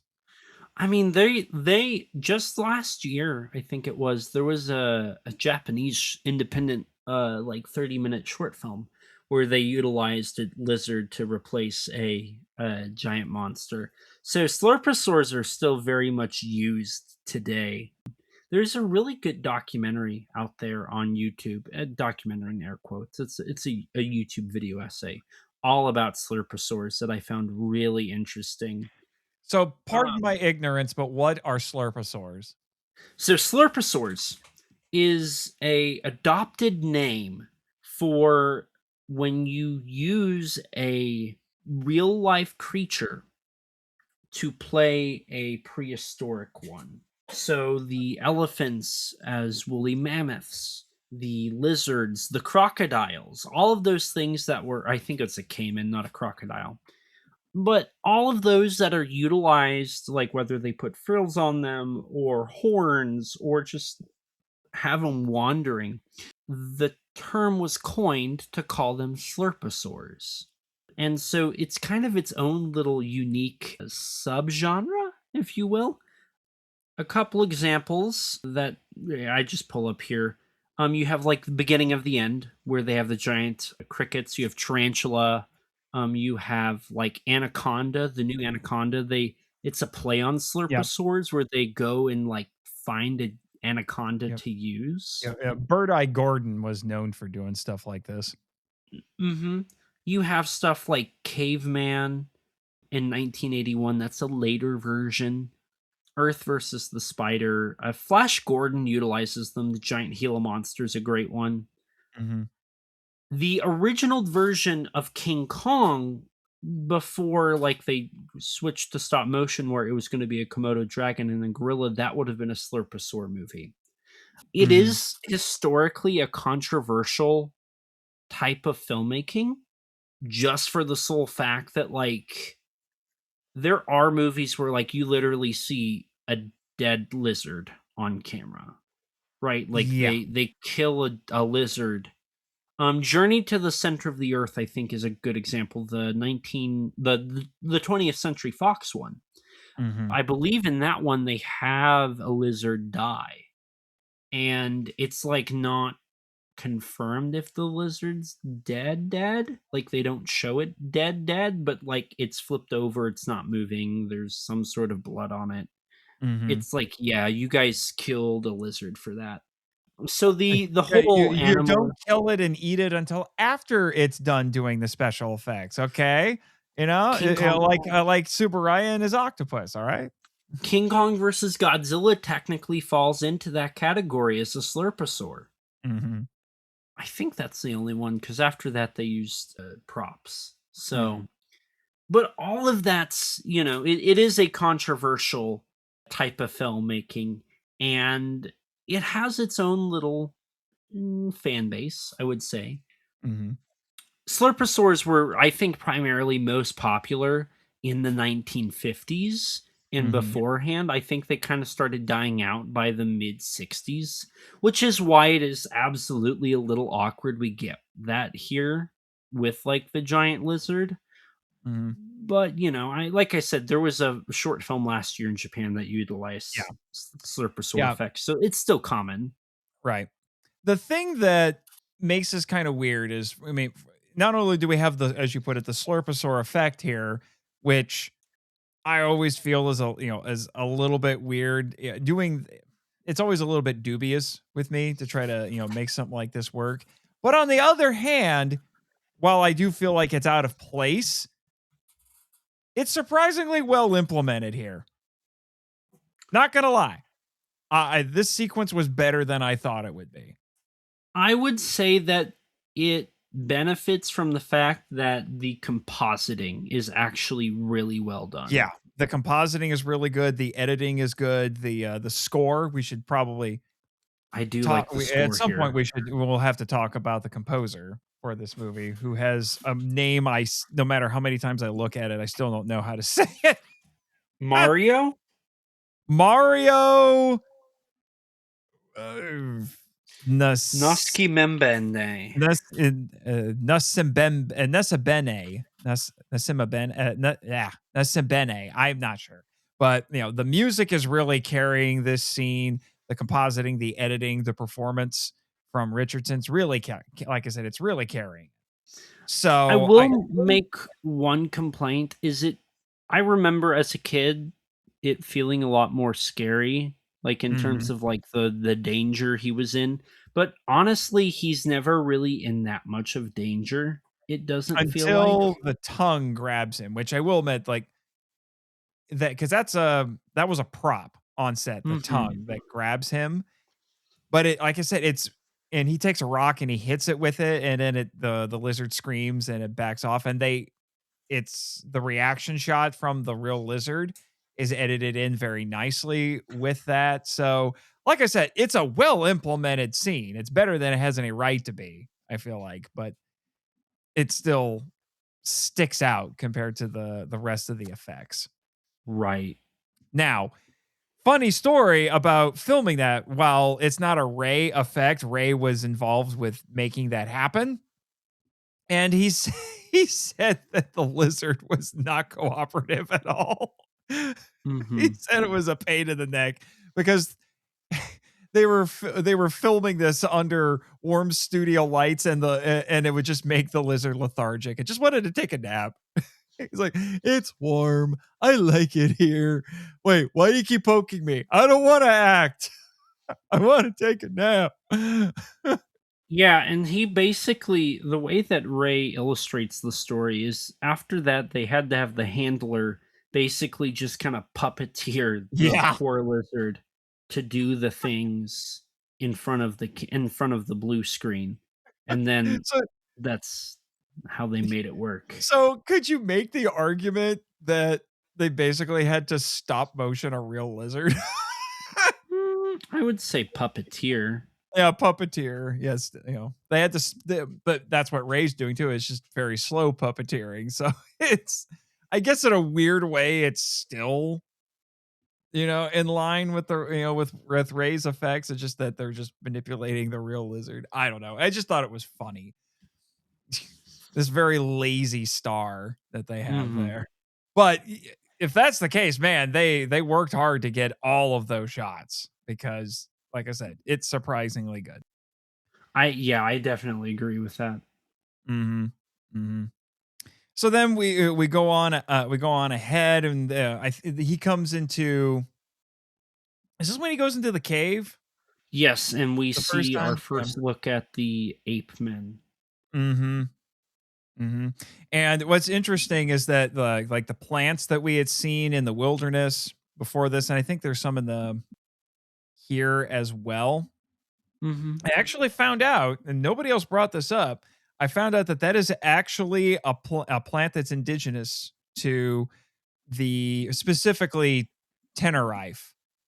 Even though the scene where we see it was on Lanzarote, but it's called the Echium wildpreti plant. And it's a very unique looking flora, I have to say. I thought it was a prop, but no, it's a real thing.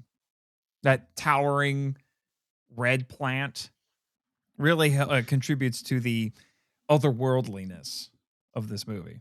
Yeah, I would agree. It makes it feel old.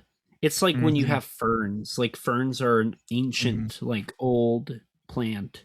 So if you're filming something that's like prehistoric, utilizing ferns is your best method to really make the greenery look prehistoric. So that's definitely something that I appreciate with their flora decisions.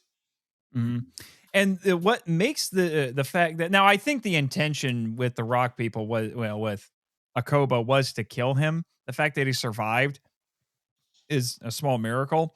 But even if the idea, because as we see later, we see people getting banished. Think about it, especially in a primitive time like this, being banished from your tribe was basically guaranteed death because there's safety in numbers. That's why people group together in tribes so they could protect one another. And if you got expelled from it, more than likely you were going to die. So the fact that we're establishing Tumac as this lone hero to a certain extent actually makes a lot of sense, because he's going out into the wilderness and he's surviving against the odds, basically. So then we finally get to our first proper ray effect. Well, first major ray effect. We had the skeleton earlier. But about 25 minutes in, after footprints are discovered by Tumac, we get the brontosaur, who's in the movie for approximately 20 seconds and was supposed to be in more of it. Yeah, so the Brontosaurus got cut down from what it was originally supposed to be there. But I would almost say this, and I'm gonna kind of take over momentarily for a little bit. I feel like the inclusion of the Brontosaurus was such a waste. I honestly would rather just have cut that part just to speed the plot along, then stop on the Brontosaurus, have that tiny little side thing, have him run away, and then move on. I think that was one of the worst inclusions in this movie. It really feels like we're watching our main character go from point A to obstacle A to point B to obstacle B, and just doing that from where he's at to the Shell Tribe and then back. And that's really annoying to me, because it's pretty much like, yeah, we just had the Slurposaur about 7 minutes ago. Here's a dinosaur, right? And just before the Slurposaur, we got the skeleton, right? So it's like they keep adding more things he's just kind of watching and encountering. And I feel like by the time that the movie's nearing its conclusion, their inclusion, like the creatures' inclusions, feel a little less impactful and a little less special because of the simple fact that we're just kind of watching him avoid these things and move on. Like they're not really a threat. They're just a thing he encounters and he runs away from. Which sounds hilarious when you break it down like that. It sounds like it'd be really funny, but this isn't meant to be a funny movie. This is meant to be a serious travelogue, essentially. Yeah. That's really what this boils down to. There's not really any plot development here. If anything, it's trying to develop the world. It's world building, is what it's meant to be. Not only do you see how harsh the landscape is, it's also trying to tell you there are giant creatures in here. Here, and this is what they look like. This is what they can do. This is the environment that he finds himself in. Because it's not even really giving us much in terms of character necessarily with Tumac. Like I said, it's really more about atmosphere and world building. Which I would agree, but there's movies that do it 100 times better. Mm-hmm. Like this is just a poor example of that thing, in my opinion. Mm-hmm. I'm not arguing that it's necessarily good. I'm arguing for what what I think they were endeavoring to do. Which is fair. Like I definitely get that. I would argue that it's not well done. That's what I would say. No, I can understand, especially since after all of this travel logging, and this is also during all of this travel logging, this is when we get the giant tarantula. With the semi-giant cricket. Or the semi-giant cricket, which is there to get the tarantula to do stuff because it's hungry. It's also not stop motion. So I joked that, I joked in my notes, is like, does this make this a prequel to the movie Tarantula? Maybe. Because they did the same thing there. It was a live tarantula that they just used for the giant tarantula.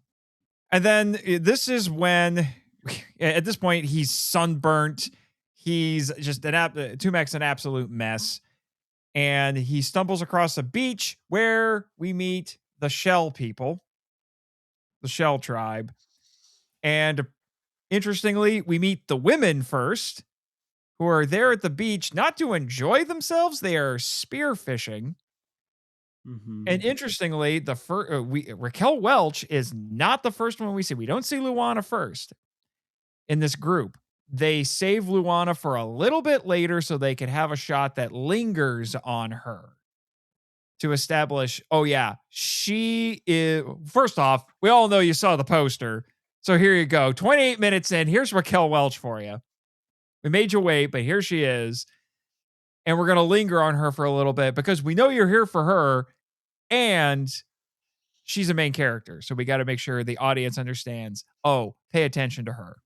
I think it's really interesting that they introduced the women first. Like that's something that's such a weird, and everything about them, like they're clean, their clothing is, it's torn, it's shred, but it's not dirty. It's not grungy. It's very, it's almost like you have the wild man walking into civilized society, and that's just such an interesting little decision they made here that I really do appreciate the fact that, I think it's also kind of funny that it's like the women are the civilized ones. Like that's kind of what the initial impression is. Yes. Which I get a chuckle out of. I really like that little visual motif. Mm-hmm.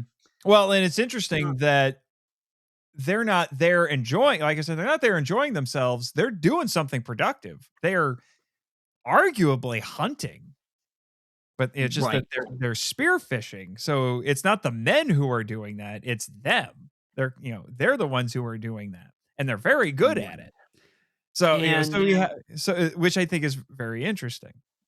It's also kind of a nice 180 to The Rock, because we even see like our main character's love interest in like at the Rock tribe Nupandi. Like there's some implied sexual assault when he gets thrown off Yes, the because the his brother Sakana basically takes her. He's like, "Oh, you're mine mhm. now."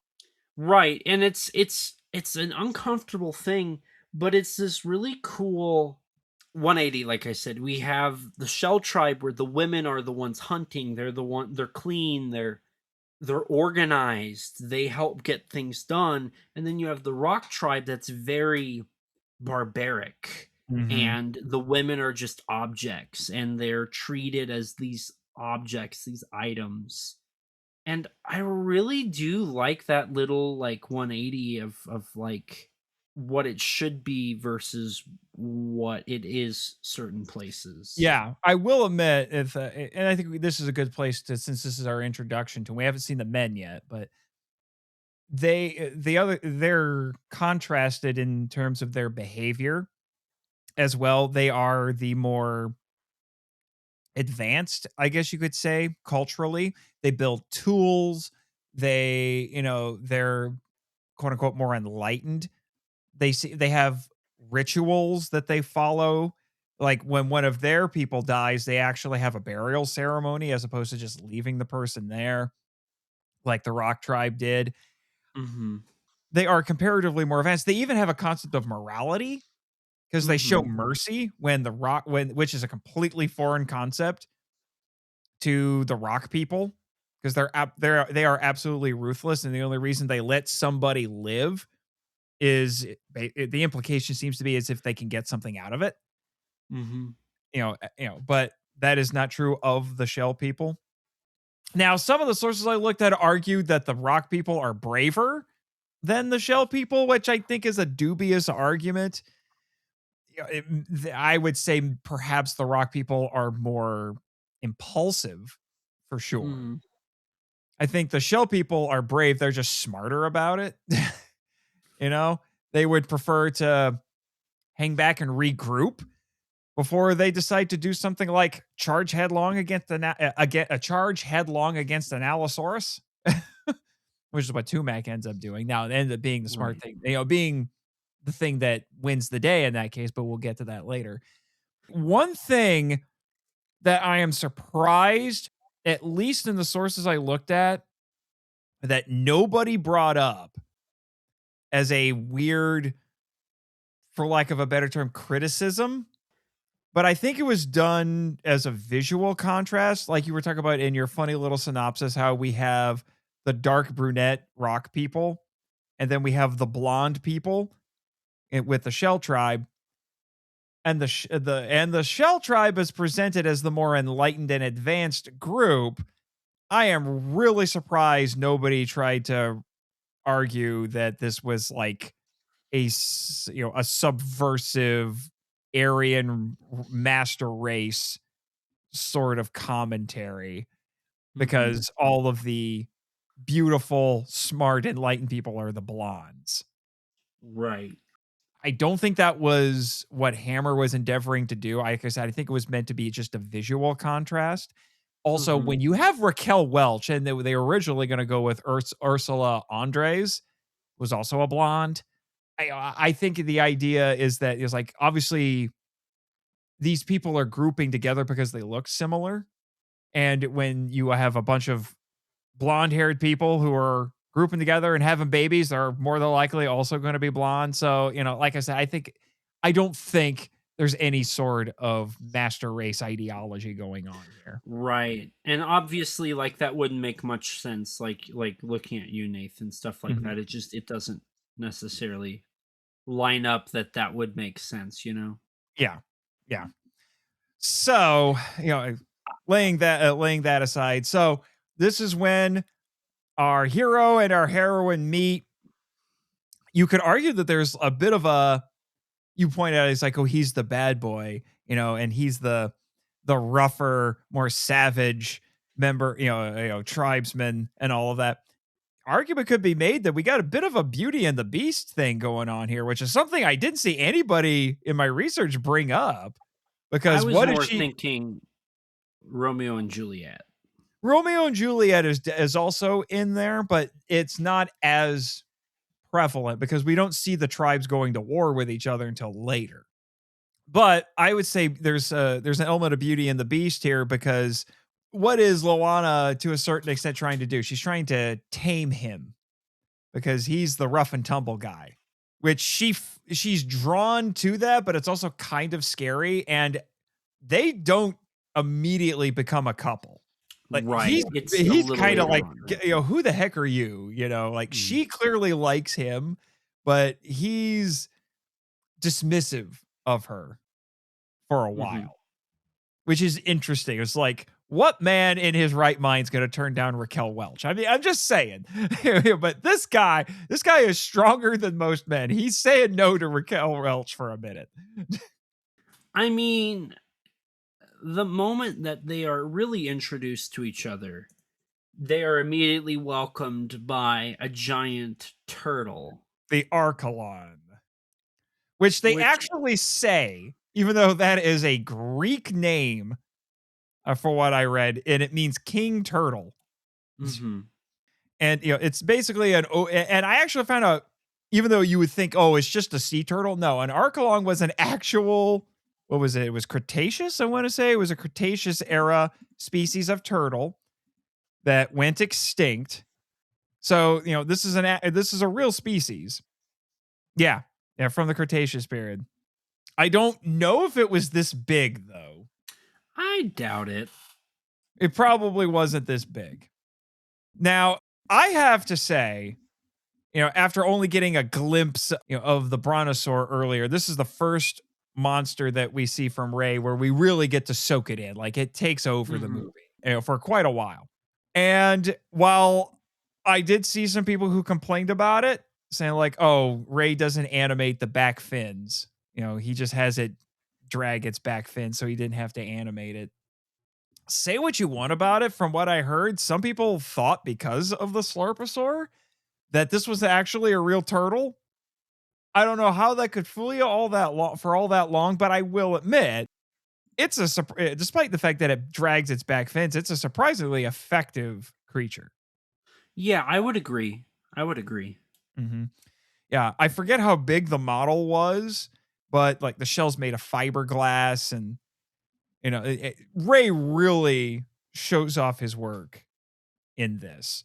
And this did unfortunately get shortened in the only special effects sequence that for some odd reason didn't get shortened in the US cut is the Triceratops and Ceratosaur fight, which is odd, but this sequence is great because, and I think one of the best parts of it, and we see this technique used throughout the rest of the film.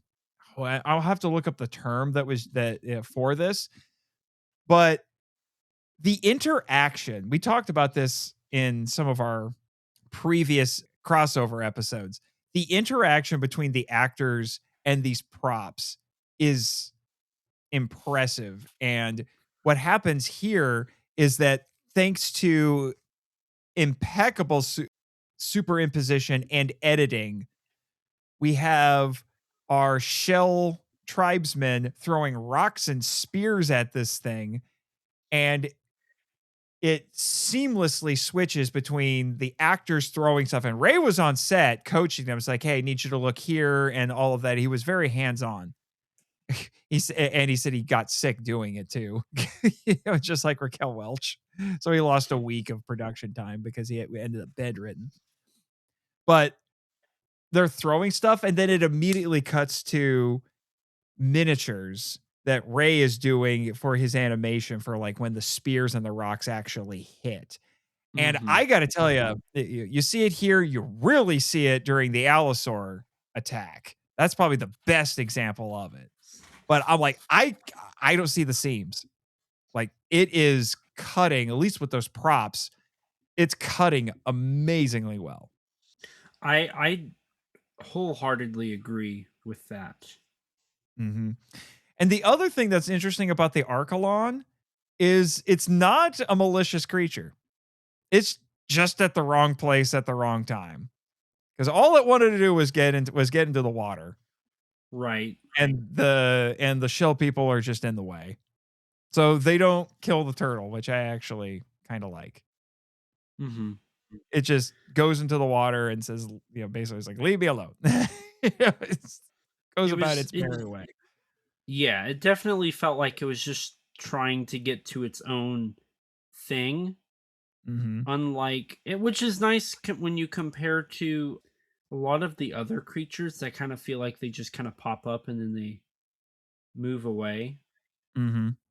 Like for example, the brontosaurus. The brontosaurus just kind of shows up and walks away. It Mm-hmm. doesn't really have a reason. Whereas like here the turtle is trying to get to the ocean. It has a clear objective. And it's Mm-hmm. only like sidetracked because of the things that are interfering with it. Mm-hmm.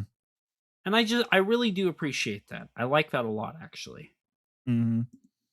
Yeah, and it also gives us a chance to be introduced to the rest of the tribe. And one observation that I made, and I don't know if there was a reason for this. Maybe it's just because these are our leading ladies. But did you notice that in both of the tribes, the only women who are wearing the bikini style costuming are Welch and Beswick? So Yes, it's I noticed that. Luana and Napandi.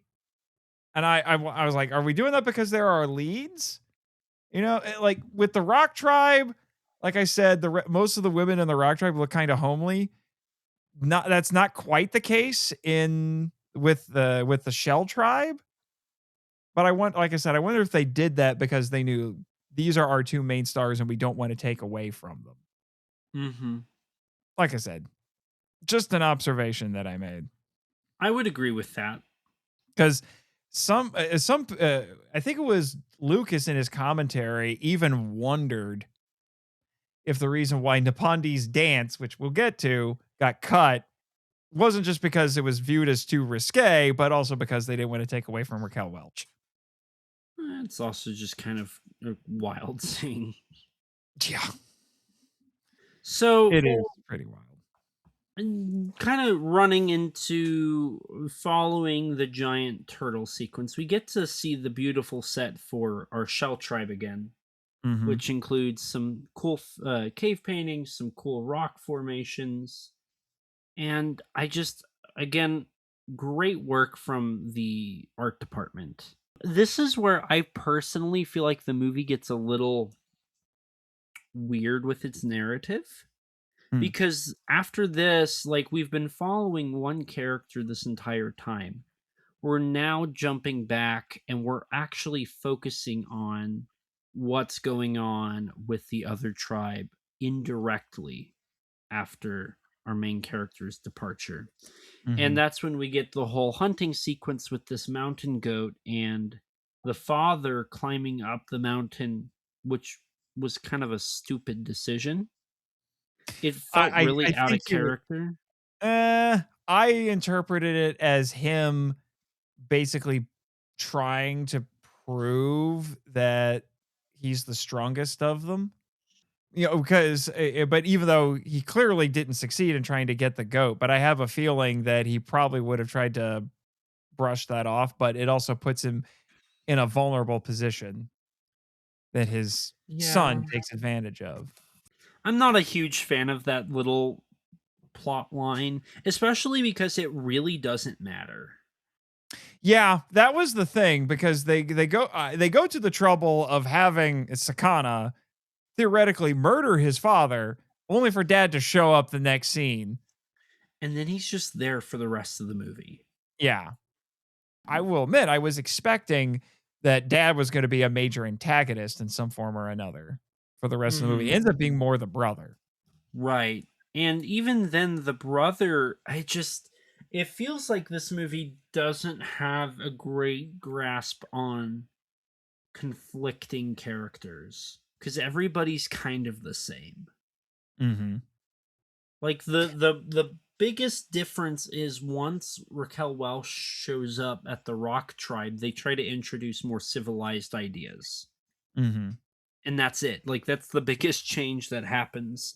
And nobody really pushes back against it. It just kind of casually happens. And it's not like we get any dialogue showing that the brother doesn't want that. It's not like we get much from the dad after he shows back up. It just it's happening, it's occurring. And I think that's probably my biggest issue with this movie is it does feel like a lot of things are just occurring. There's not really a story going on here. It just kind of feels like characters are moving from point A to point B, and here and there are interactions, and that's about it. I can see that. I do think there is a narrative going on here, but at the same time, like I said, it does feel a little bit strange that we have this subplot with the brother.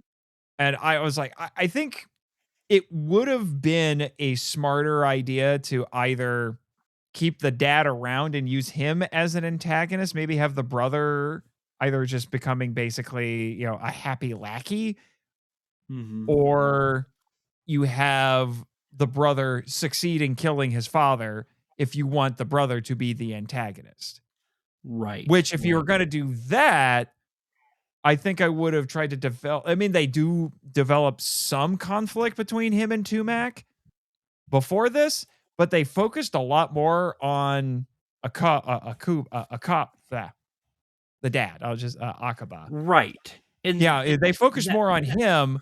Then I was like, then why have the brother try to kill him if you're not going to do something with that? Because he doesn't stay dead. He doesn't die. Right.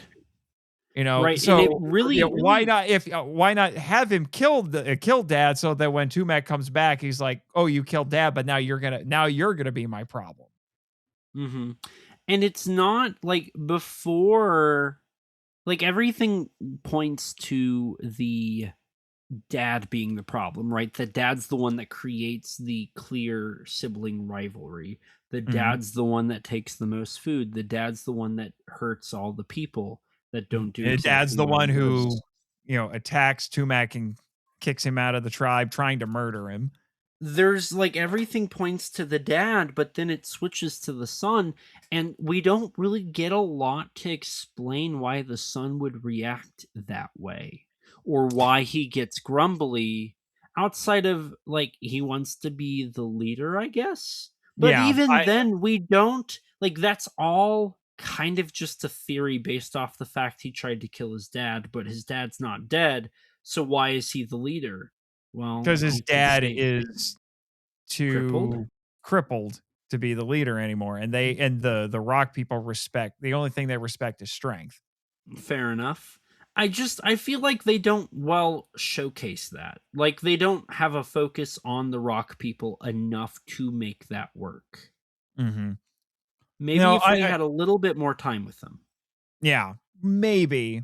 And like I said, there probably needed to be another scene to help make the shift to that. And like I said, they probably should have committed to having the dad being dead. Right. Because he doesn't do anything after that. Not a whole lot. It's like the biggest thing that happens after he comes back is the mother just gets crushed to death, and he's like, oh no, and then he dies. Like that's the most important thing that happens. And it's not even like I could almost see them doing something like our main character shows back up and is like, where's dad? Oh, he's dead. Oh, and like have that shock. He's not even shocked really about his dad's condition. He's just kind of like, okay, cool. Anyways. Yeah. And I know that like they're trying to showcase everything through actions. I just feel like there's not enough going on to really make it work. It's that and the cinematography by Wilkie Cooper, excuse me, who also worked with Harryhausen before this. So even though Harryhausen's working with Hammer and doesn't have Schneer around, he's still got a few people that he's worked with before, like the director and Cooper. And Cooper's cinematography was complimented quite a bit in my sources, particularly by Tim Lucas in his commentary. And he singled out this scene as an example of how something that would have been communicated with dialogues being communicated visually, because he positions the camera to give you Akoba's kind of POV when he's hanging off of the cliff and he's looking up at his son, who's now his son is looming over him. His son now has authority. He has the power now. And that's well done. I would agree. That's well done. It's the fact that they don't follow through. Yeah. Yeah, no, and I would even argue it's the fact that, like, when our main character shows back up, he just kind of takes over. He just kind of runs the show after that. It's like we don't even get much from the brother. And if I remember correctly, I want to say the brother, once our main character shows back up, is shot at a slightly angled down, like he's looking up. So it's like we don't even get that powerful cinematography. Again, it's just gone. I'm not a huge fan of that. I feel like there's definitely a little bit more that could be included and a little bit that could be cut. Yeah. You almost sound like you might prefer the US cut. Maybe a little bit. Yeah. Well, speaking of that, this is when at least going off of my notes, this is when we get the crazy dance scene. The commentary and most of the sources I looked at said that this was supposed to be like a scene where it's like a pseudo marriage ceremony, or a moment where Nippondi is trying to impress Sakana, to get him to like her. But to me, when I first watched this, I'm like, this looks like a really bizarre religious ceremony to me.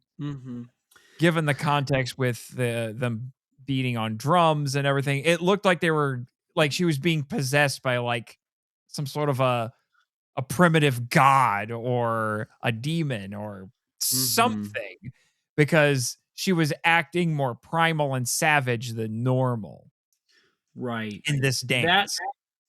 I also got like a coronation ceremony, which that would make sense.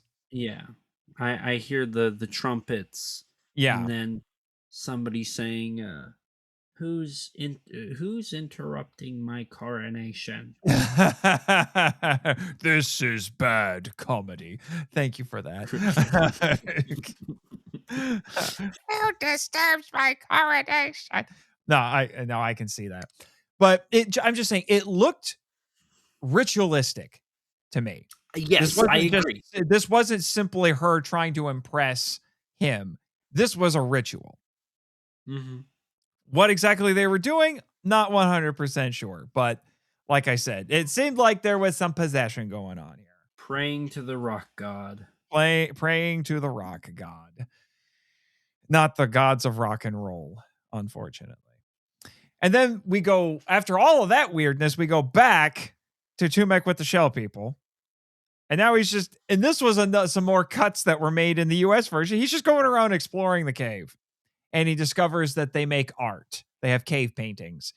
So the Monsterverse must love this movie, because the Monsterverse is overly fond of cave paintings. I kind of get the vibe this probably influenced maybe Doherty a little bit. Wouldn't surprise me. When we get to the end, I do want to talk about the legacy of this movie, because for sure we will, because it has quite the legacy. So he's going around and he's looking at all this. He tries to play with the paint. He does what you would expect a primitive man to do. He tries to eat it. I'm surprised he didn't spit it out, because it clearly is not meant to be edible. I joked that it looked like, in my notes, that it looked like Pepto-Bismol. And then he goes out and this is something that becomes key to the rest of the movie. He sees the Shell People making spears. Now, we saw before this that the rock people will use staffs. They have sticks. So they're using that. So when he comes in and he sees them tying these spearheads to the ends of these sticks, he's fascinated because now finally he's seen something that they do that he can understand and he can see a use for it. Mm-hmm. And it's Ahat, who's basically the leader of the shell people, who Raquel Welch, Luana seems to be pledged to at first. And he shows Tumak how to use a spear, and it makes sense to him. And then they do this little, me Tarzan, you Jane moment where they're trying to explain not just their languages, but their names. And he's just like, Ahat, Luana. And then they point at him and he gets confused. And then he realizes, oh, these are names. Tumak. It's one of the few times we get actual dialogue in this movie. Mm-hmm.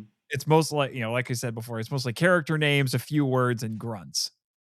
So, and we see that the women, they make shell jewelry. So they're using stuff in the environment and they're using it constructively. They've gotten beyond simply, they've taken something like a stick, like the rock people do, and they've basically learned how to make technology out of it because they are more enlightened. They use technology and they create art. So they are definitely the more civilized of the two of them. And I do enjoy watching our main character kind of get this 101 on like what the Stone Age really should be like. And I think it's really fun that it's like we have the Rock clan that's not really in the Stone Age, and then we have the Shell clan, which is very clearly in the Stone Age. I think that's another little like visual irony that's nice. That's like a subtlety that makes this work a little bit nicer. And it's also giving us another clear contrast with the Rock tribe, because this is something they're doing as a community. You'll notice like all the men are making spears and all the women are making the jewelry. And in other scenes before this, we saw an old man who was doing the cave painting, and the kids were laughing at Tumak because he just wolfed down his food, as opposed to being a little more deliberate with it. So he's trying, as if the old man is trying to remind the kids, hey, mind your manners and things like that. And so we get this moment where Luana and Tumak get to have some interaction. It's a moment of peace that then gets completely shattered by the Allosaurus out of nowhere. Like it just shows up. Now I'm gonna say something. Uh-oh. This Allosaurus sequence is quite possibly one of Harryhausen's best. Oh my gosh, I think this might be my favorite special effects sequence of the entire movie. Oh, it wins the best special effects sequence. The animation on the Allosaur is better than any other dinosaur he ever did. It's so crisp. It's so fluid. It looks so good. And the interaction with the actors is uncanny. The only times I feel like it breaks a bit, and this was going to be awkward regardless, some of the later sequences get around it a bit better, but that's when they're like, it's one thing to cut to like animated miniature spears interacting with Ray's puppet, cutting between that and when the actors are throwing their props. It's another matter entirely when we go from the real actor to the little caveman puppet that the Allosaur is biting on and carrying around. That's when it starts looking a little awkward. I would agree. That opening is a little rough, but after that, I think it gets better and better and better. Oh, it does. It's interesting to note that, like I said, the shell people run away from it. Tumak charges right in because that's what he does.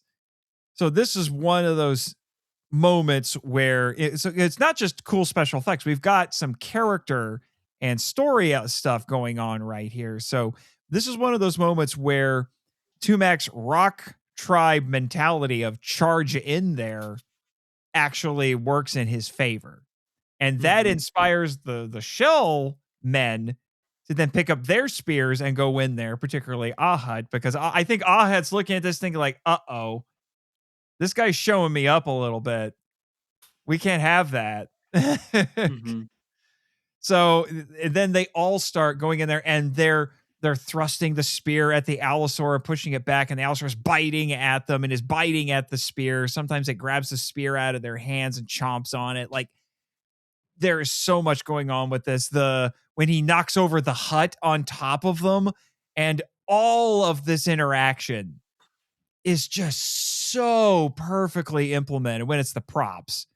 When he starts grabbing people, it looks a little weird, but like all of this stuff, like, my gosh. And like you said, the animation is so incredibly smooth, and it's got that Harryhausen touch where, and the same thing with the Archelon as well. Like, Ray has a marvelous way of imbuing personality into these creatures that you would not have expected. I think that's one of the things that really helps separate him from a lot of stop motion animators, especially his contemporaries, is how much life he breathed into these. Like, he even said that if you look at how the allosaur moves, like, it's stepping back and forth like it's a boxer, which is a very Willis O'Brien sort of a thing. Like, you look particularly how he animated King Kong, he's having King Kong do boxing moves, because he was a boxer.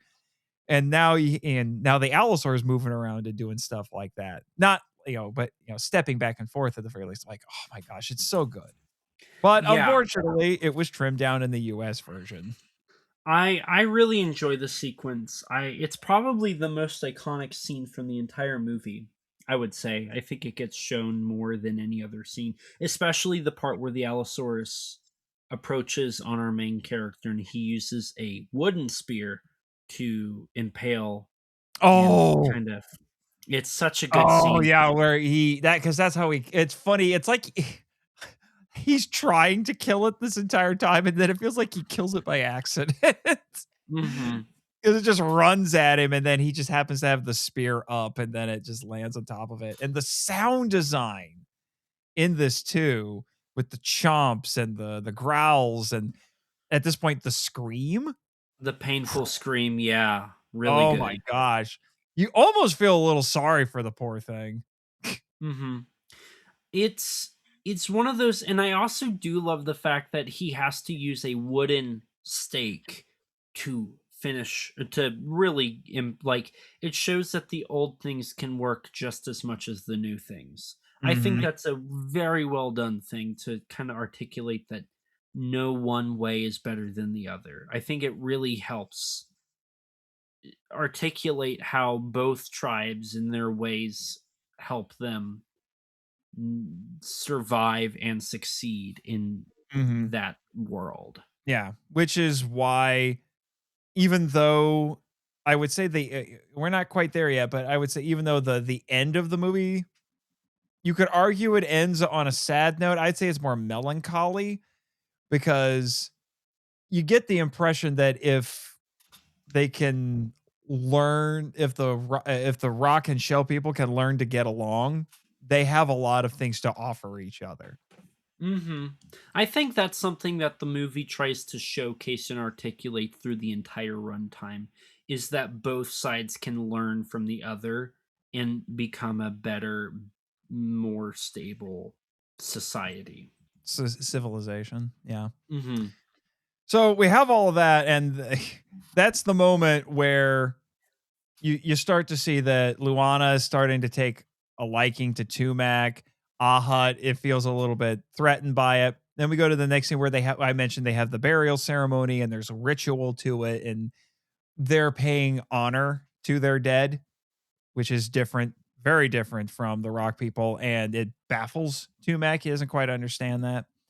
And then we get to the scene where poor Tumac, he just can't catch a break. Now he's getting kicked out of the shell people. They were going to adopt this guy, and now they're kicking him out. You get the impression it's because Ahud thinks he's a threat.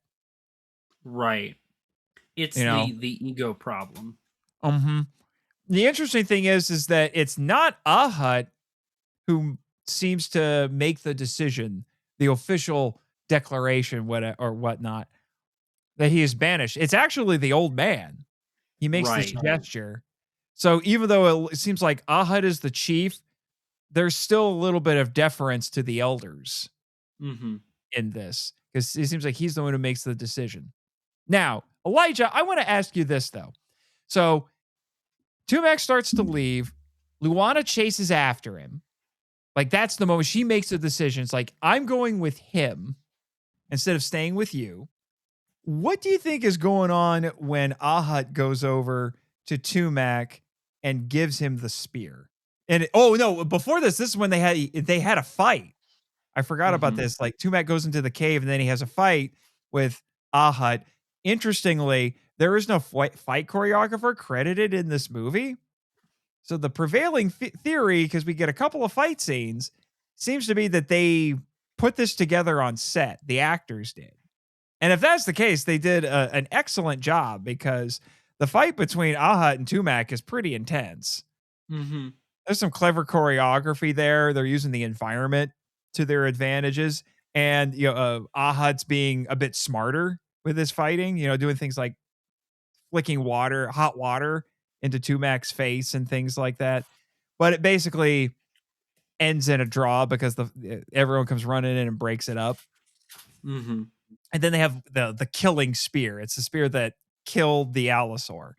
But anyway, I was just saying, what do you think Ahad is going through Ahad's head when he gives the killing spear to Tumac? I think it's a type of honor. I think that it's clearly established that the Shell people have a code of conduct, a code of honor. Like you brought up, the elderly having the power to banish people, the fact that everybody has a role. So I would say that it's probably a level of honor that the tribe gives people who deserve it. Say what you will about the events that preceded right before his banishment, but our main character saved the village. He saved everybody from probably getting eaten or just their home getting destroyed, right? Either way, he saved them, and then he gets kicked out, and it's pretty crazy that that's where that went. But that's how I would interpret that. Yeah. My interpretation was a little bit different. My interpretation of it was Ahad saw that, Luana's going with him now. And obviously she was supposed to, it seems like she was originally pledged to him. And there's another Shell woman who seems to think like, well, this is my opportunity to get with him. I think he gave, even though Tumac was causing them problems, he's lost Luana to this man, but he knows that Tumac is the only way Luana is going to have any sort of hope of surviving in that wilderness. So I think he gives the spear to him as his way of saying, like, here's a little something that will hopefully keep you alive. So despite all the trouble Tumac caused him, this is like a small show of mercy. Like, this is a small thing I can bestow on you in the hopes that it will be beneficial. So I really like that concept. I think that makes sense. You could interpret it a bit more negatively, which Tim Lucas suggested that, but I tend to think of it like you were saying, like it's a show of honor, and maybe even a display of mercy at the same time. Like, this is a little thing I can give you. I don't want to give you much more than that, but this is what I'll give you. I would agree with that. I think that's a good way to read it. And then, Luana looks very excited. She's like, "Ooh, look at this guy. I'm going to be with him." And what's he do? He just walks away, and it basically like, keep up, woman. I don't know how much I really love the fact that basically from this point on, Raquel Welch's character is just let me grab your wrist and drag you along this entire time. I don't love that. I think that's a little, it's very much of its time. Yeah. This It's is very dated. Yeah, this is one of the moments where hey, Raquel, walk from rock A to rock B and look up when the turtle comes. That's when I think that that does start to kick in a little bit. She does have some good moments after this. Mm-hmm. I would say where, that she has a fearlessness to her, which makes her a little bit different from the rest of the shell people, which is interesting because at the same time, and this is something that Lucas pointed out in his commentary, Tumac has a level of caution to him because he's been out in the wilderness and he knows what it's like. If you want to, jump ahead, like they wander through the wilderness for a while and then they come back to the ape men cave. And she sees the tree with the fruit and she tries to run to it. And he's like, no, you can't do that, because he's been there before and he knows that the ape men are there. Mm-hmm. And her running to the tree does get their attention. So they climb into the tree to hide from them. And in another sequence that was trimmed down in the US version, because it gets kind of gruesome, they hide in the tree and observe the ape men. Mm-hmm. And we find out that as brutal as the rock people are, these ape men are even worse, because Luana drops the piece of fruit that she had and it falls into this pool where this tree is. And the two of the ape men fight over it, kind of like what we had seen before with the two older rock men. But it goes farther than they just tussled over that a little bit. These two ape men go at it, and it ends with one of them getting his head bashed in. Mm-hmm. And then his head is cut off and mounted on a spear. The implication being that the rest of the ape men ate him. And as brutal as the rock people are, cannibalism seems to be a bridge too far for them. Even they won't do that, because Tumac is shocked by this. So I think that's kind of interesting. I really appreciate how the ape people are shot. They're usually shrouded in darkness. So it's really creepy. It's really eerie. And I remember the actors in those suits, man, they really sell that.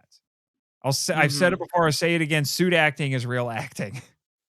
And I really appreciate the fact that we also have a little bit of anxiety, because it's if our two characters make a move and that tree breaks, or if something falls, the ape men are going to know they're up there. And this is how I read it.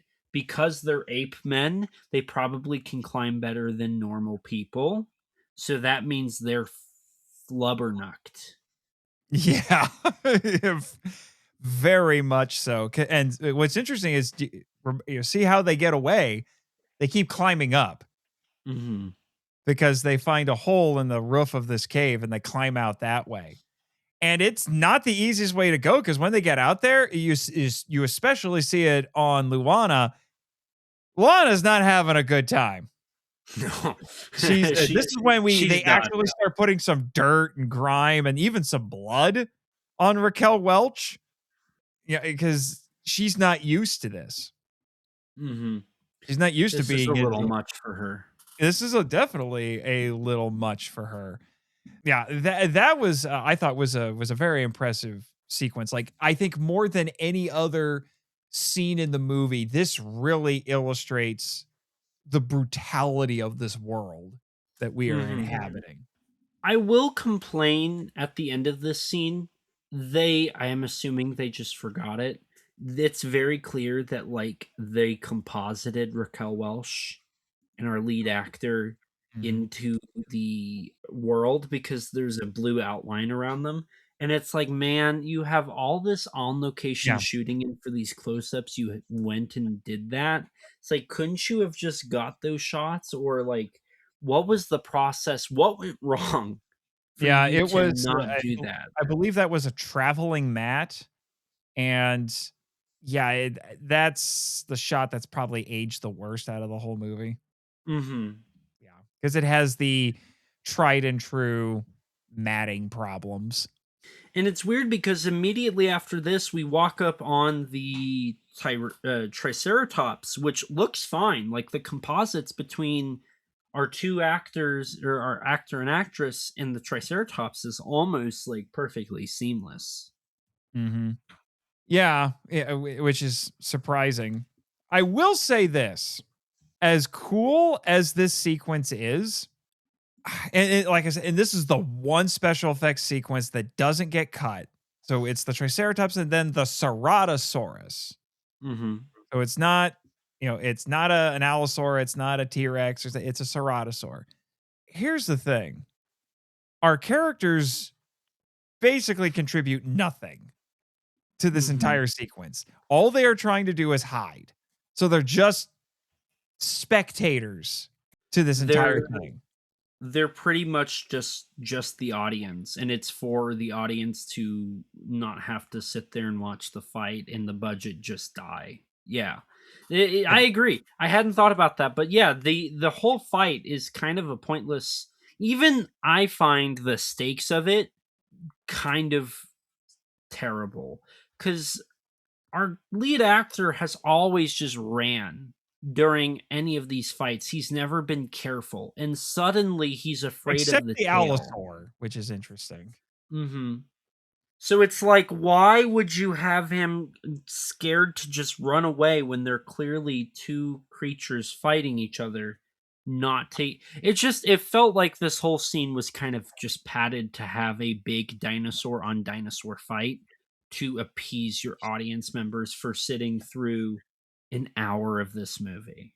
Yeah, and I think the idea is that, again, it's a brutal world and they're trying to stay out of the way and they're trying to make sure they don't get into the middle of the fight. But again, all they're really trying to do is just get to some shelter. Mm-hmm. Now, on the other hand, we get some more great Harryhausen animation here. Right. And this scene really felt like Ray going back to King Kong to me. Mm-hmm. Particularly with the Ceratosaur. For some odd reason, even more than the Allosaur, the Ceratosaur in this is reminding me of the Meat Eater from the original King Kong. And the inclusion of the Triceratops is also making me think of the original King Kong, or even Son of Kong for that matter. And the fact that it's the two of them fighting each other. Again, going back to that, there was also some influence from Willis O'Brien's creation and certain sequences of this movie, and I think this might be another one of them. Mm-hmm. And it should be noted that if I remember right, I think the Ceratosaur, I'm trying to remember if it was reused in Gwanji or kind of became Gwanji. I know that the Triceratops got reused in Gwanji, but only the body. Ray cut the head off. Or no, maybe I think the Ceratosaur paved the way, but I don't think the model was using it. I think he still had that model. Or am I thinking of the I think you're Pteranodon? right. Yeah. He had the Pteranodon. I think he had like two of them. Yeah. Two of them puppets. But like I said, like you get some great animation here. It's a very brutal animalistic fight, and the way it's presented is that you basically root for the Triceratops, because even though it's got those big deadly horns, because it's a quadruped, it's shorter than the Ceratosaur, so it looks more like an underdog. And it still manages to win by impaling the Ceratosaur with the horns. So we have our second predatory dinosaur getting done in the same way, except instead of being impaled by a spear, it's being impaled by horns. Yeah, I kind of found that a little repetitive, though. I Mhm. wasn't a huge fan about that. So I don't know. You can go either way. And the other cool thing that we get in this is we get one of Ray's other trademarks, which is using a bladder to simulate breathing. Because that's what happens to the Ceratosaur. It falls over, and then you see its chest rise and fall a little bit. And then something that Lucas pointed out in his commentary that's interesting is we don't see the ceratosaur die, we hear it. Mm-hmm.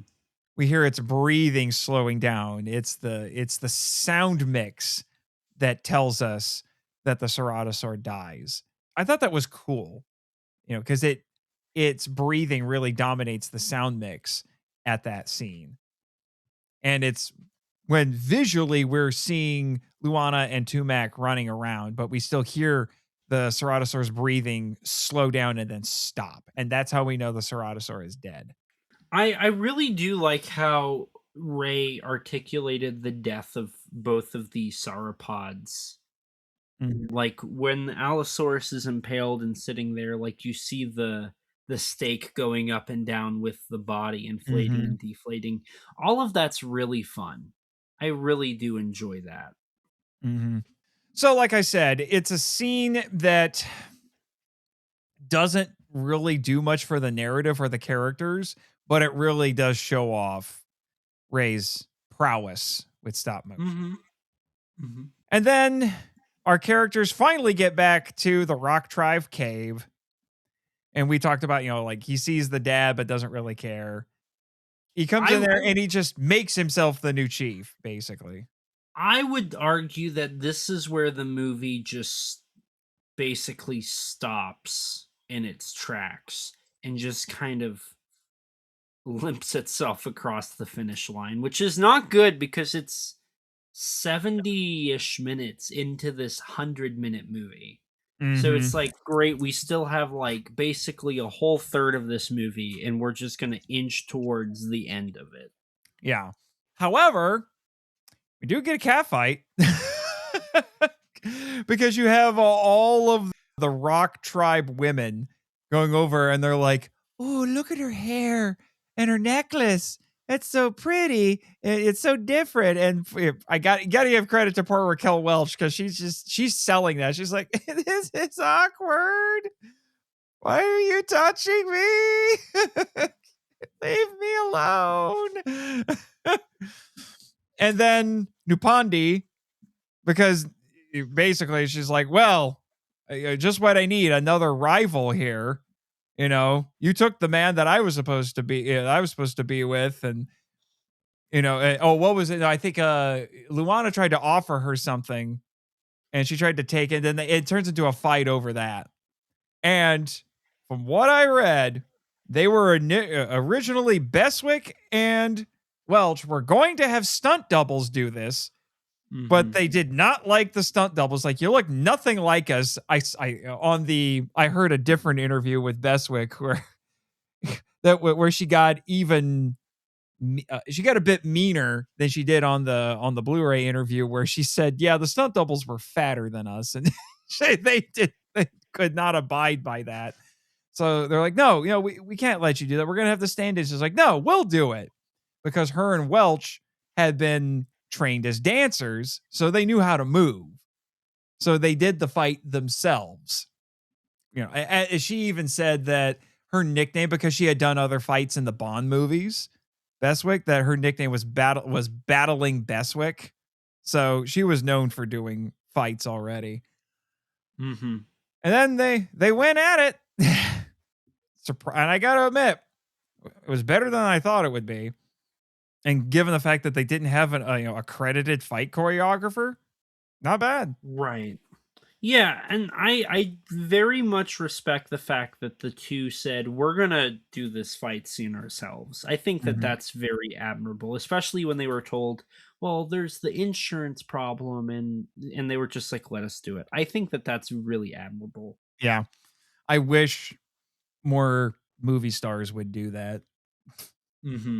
I think in the last, I would say like 20 years, I think more Hollywood stars have gotten willing to do their own stunts, unless it was the really dangerous stuff, but there was that long period of time, unless you were Jackie Chan, you had stunt doubles doing stuff for you. And then the fight ends. So it's not just we're doing this so we can have a couple of hot chicks, fighting each other. That's kind of the exploitation reasoning for it. But when we get to the end, the rock people are trying to tell Luana, okay, you beat her, now you got to kill her. And she doesn't want to do it. They even give her, appropriately, a rock that she can use to smash her head in. And even Nupandi is just kind of expecting it. Like, she's not putting up too much of a fight. She's pinned down under a giant tusk. And it looks like Luana is seriously thinking about it until Tumac intervenes and basically says, no, you don't have to do it. And I'm in charge now. I make the rules, and I'm introducing the concept of mercy. I feel like that's definitely a little bit of the... she would have never done that in her own tribe. I think that that's something, it's like she realizes like she has to follow through with what everybody is suggesting. And so she feels this pressure to do it. It takes her getting comfortable from the only person she knows, so that she can back off of doing that. I do like, that's another subtle like humanity thing that's really nice. And it's showing some development for Tumac. He's spent enough time with the shell people that they have started to rub off on him. And then after that, we get the impression that more time has passed. And in that intervening time, Tumac and Luana have introduced all of the things that the shell people do now, because they've shown them how it's like, this is how you make a spear. And now they're making jewelry. And at this point, I think it's at this point, Luana and Tumac are basically a couple at this point. They are now together. And Tumac seems to have set himself up as the new chief, even though he's kept his brother and his dad around. He's the one in charge. And then Luana takes the rock people to the beach. They have a day at the beach. This becomes a beach movie for a second here. Well, kind of the second time it does. Now, they said that when they were location scouting, they found this location and they loved how beautifully green the water looked, and that's why they wanted to film there. But keep in mind, this is in the dead of winter. All right. They're filming this from November to January in the Canary Islands. So it's super cold. And the problem with that, not only the temperature, but also the fact that you have all these people in water, and particularly Beswick and Welch were not necessarily having fun with their costumes, because the leather bikini, those fur bikinis were actually made of leather, and then they put the fur on top. They would shrink in the water, and it caused problems, or they would get heavy and drip. And it's like, they said it was not fun being in the water with those things. Welch's agent, who apparently she ended up marrying a little bit later, said he had the thankless job of having to like go over and help her with her wardrobe with scissors and would cut it. You know, I think another source I looked at said that Welch, even though she thought the thing was already revealing enough, she would still take scissors to it, particularly after she was in water.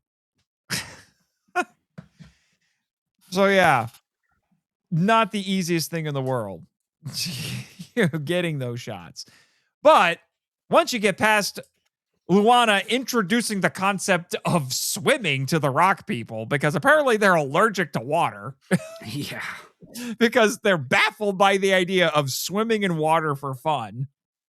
I mean, poor Tumac was already confused by the idea of spearfishing, and he had that scene where he was early on where he was trying to do it and he was failing at it, and everyone was having a good laugh about it. Then Ray's effects come roaring right back in, figuratively and literally, because now we got a pterodactyl. And Ray still has that, well, at least in the interview that I saw on the Blu-ray, he still has that model. And he said that that was the most annoying sequence to animate, because he had to suspend the model on wires and then move everything and trying to get all the wing flapping correct. And he says it was a pain in the neck. I bet. Like this scene, even though I feel like at this point we're just kind of kicking a dead horse, Mm-hmm. I definitely feel like this scene's probably the most visually difficult scene to pull off. Oh, for sure. For sure. But I will give them this. We talked before about how when the Allosaur would grab people and then there was that awkward transition from the real actor who would be suspended on a wire to the little puppet in the Allosaur's mouth. They get around it here because the main reason this is happening is not just to have another dinosaur sequence and even threaten these cave people. No. The pterodactyl goes straight for Raquel Welch because even the pterodactyl can't take his eyes off of her. It's a female. Yeah, exactly. Yeah, the pterodactyl's female. Oh, well. It wanted to feed her to the baby, so. Or maybe she just can't get her eyes off of her either. Probably not. You never know. But anyway. Maybe the pterodactyl's bi-curious. Biodactyl. You know what? What was that? Biodactyl. Biodactyl. I like it. That's the best fan theory. Terrasexual. Oh, I like it.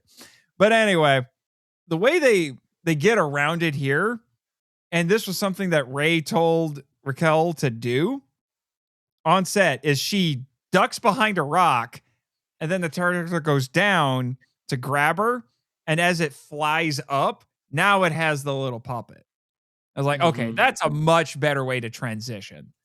It's a little obvious that you're hiding it, but it looks a lot better this time around. But so basically, we just turn Luana into a damsel in distress. But then this was again with these dinosaur sequences. So it's like basically the only time we get anything, I feel like we get anything close to satisfactory. You do the thing you expect to do with this. We talked about, with the previous one, they're just trying to hide. They're spectators. Right. So you think, oh, the pterodactyl takes Luana. So now Tumac has to chase down the pterodactyl, rescue her from the nest where she's going to feed her to her babies, and then get her out of there and escape, or maybe kill the pterodactyl or something, because he's got the killing spear now, So he's going to use the killing spear to kill the pterodactyl and save her, be the big damn hero, Nope. That doesn't happen. Another pterodactyl shows up, gets into a fight with the first pterodactyl. Well, Ray says it was the second one's a Tyranna. I think one of them is a Pteranodon, the other one's a pterodactyl. Mm-hmm. He also said 5-year-old kids wrote him letters saying that's not anatomically correct, Mr. Harryhausen, because you gave them bat wings. And he's like, I don't care. But that's what ends up killing. And then they get into a fight, and the second pterodactyl gets killed. And then while they're fighting, it drops Raquel Welch into the ocean. She crawls out onto the beach and then falls down, beat up and wounded. Tumac doesn't see her, sees the first pterodactyl feeding her babies, and just assumes, oh, they just fed her to, it just fed her to the babies. She's dead. Which is just to provide this temporary, very temporary belief that she's dead now, when she isn't. Again, why are we doing this? Because, like I said, the logical thing is to have that be an obstacle for Tumac to overcome, and he doesn't have to. How'd you feel about it? I mean, like I said, I feel like at this point, the movie's just kind of dragging, right? It feels like this whole scene, after they show up and they start introducing things, could just be cut. Like, the pterodactyl stuff, is honestly irrelevant, right? We could have just had them going back to the Shell tribe. The Shell tribe. And that would move way better. And while they're moving on the Shell tribe, the Rock tribe is, having their own difficulties, and his brother is being tyrannical or whatever. But instead we get that whole sequence, which it feels so much like we're padding out the time, that we're just trying to get to that like 100-minute mark.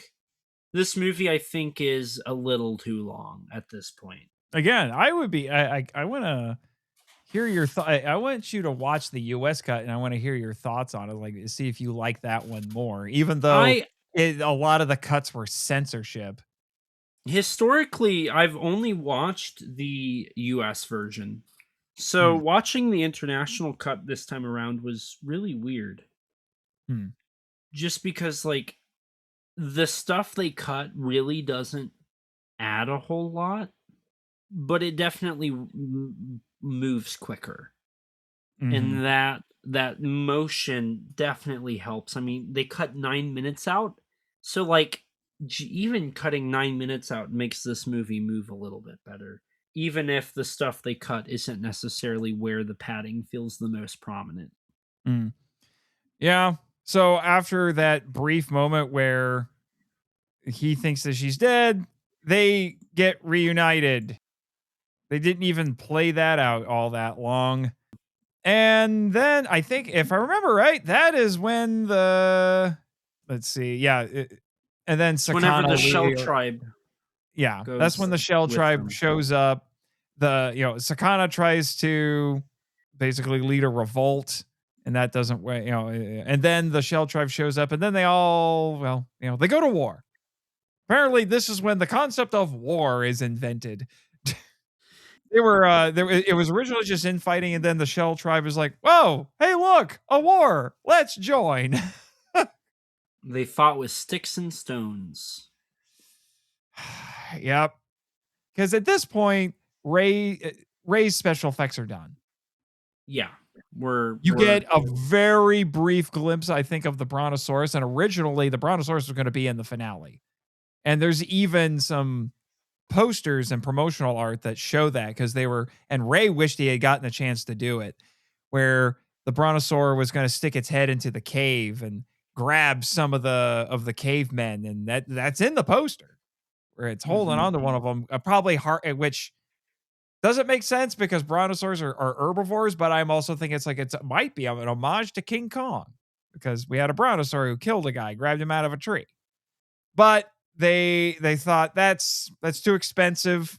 We want to save some money, so the script got rewritten to just be a battle between the tribes. And then an earthquake happened. And then we get an overly long sequence where it's just destruction and chaos of this volcano exploding, and then we go to black. Yeah, well, and it's a long sequence, and but we get it's some pretty impressive volcano effects, I have to say. I mean, apparently doing all this volcano stuff was cheaper than Ray's special effects. Okay, I could believe that. Yeah, but the volcano itself was a miniature, because that was Blackwell's specialty, was miniatures.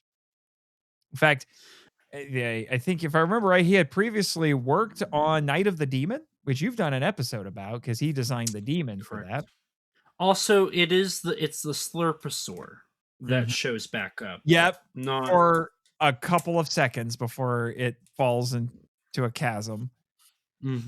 Yeah, so the volcano was about 6 or 7 feet tall, and the lava was made from wallpaper paste, oatmeal dry ice, and red dye.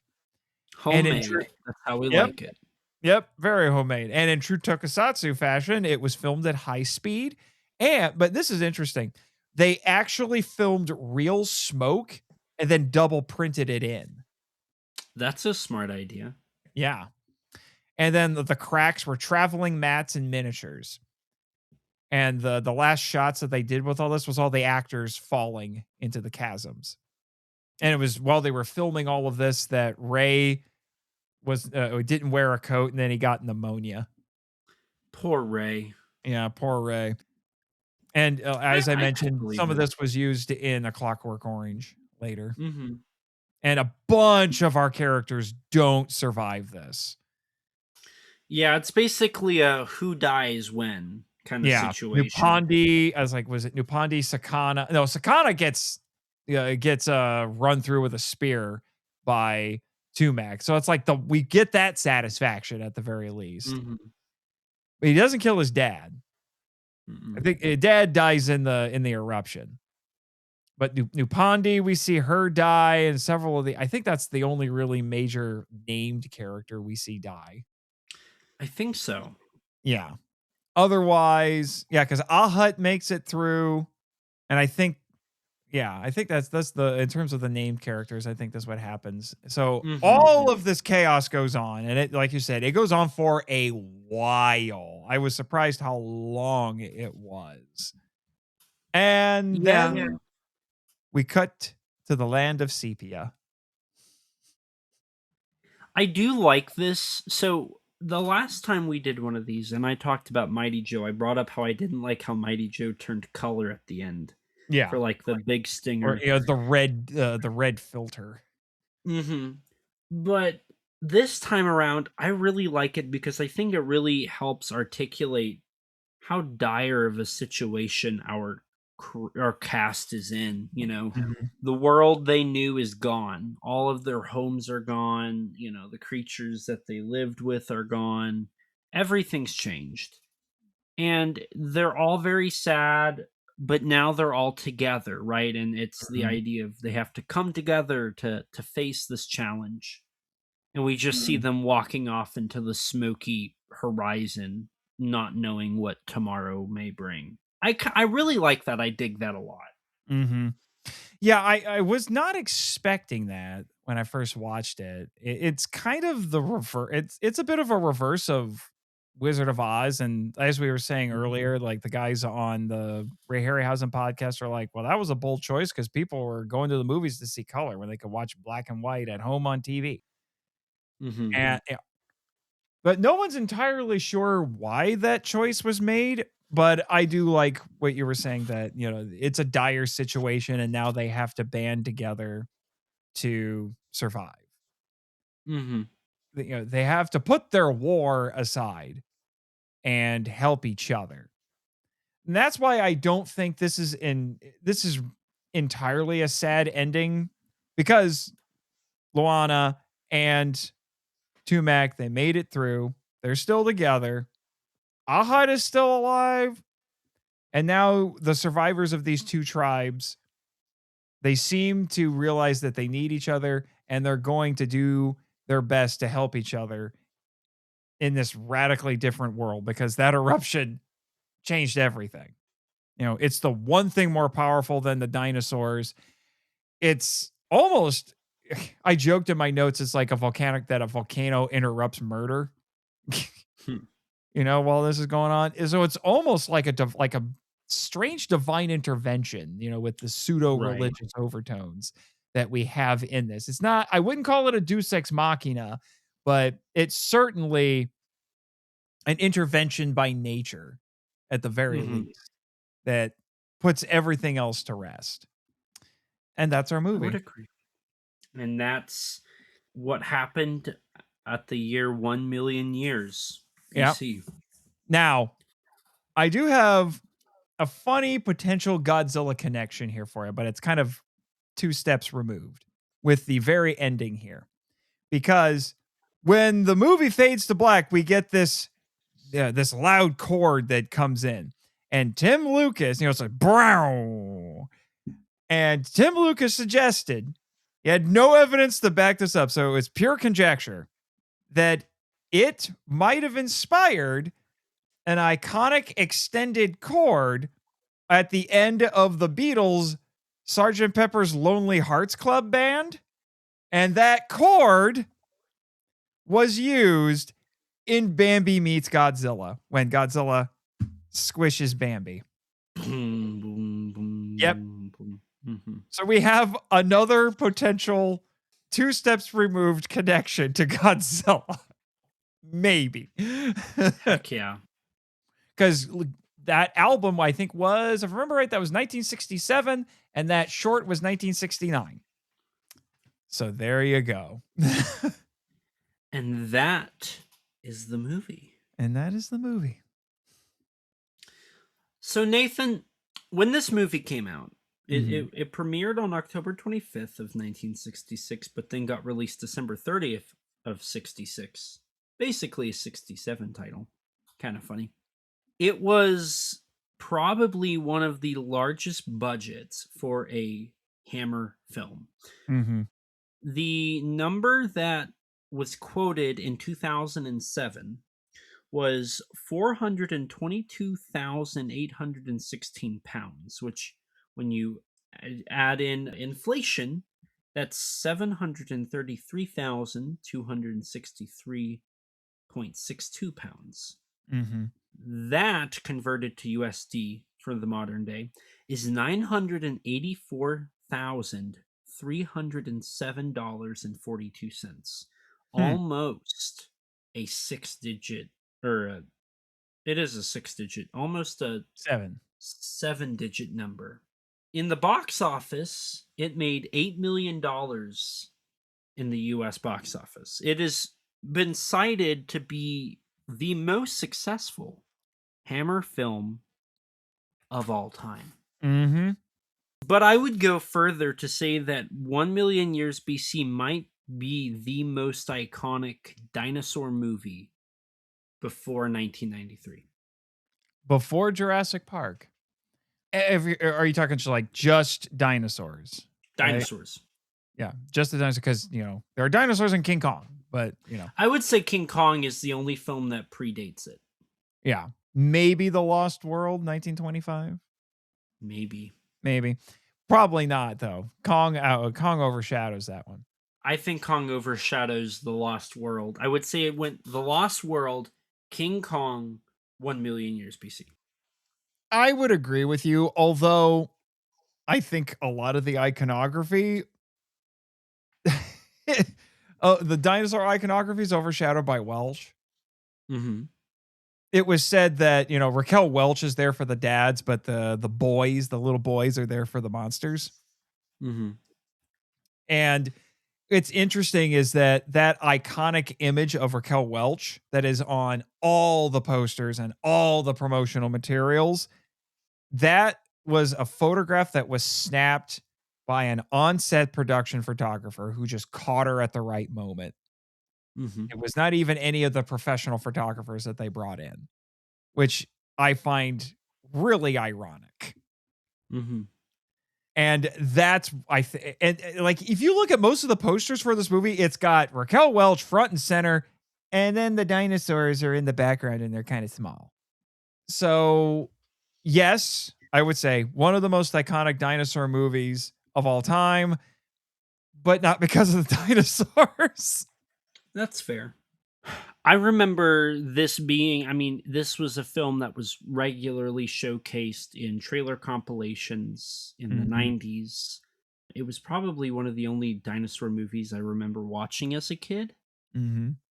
Even before I knew who Ray Harryhausen was, I Mhm. knew of 1 Million Years BC.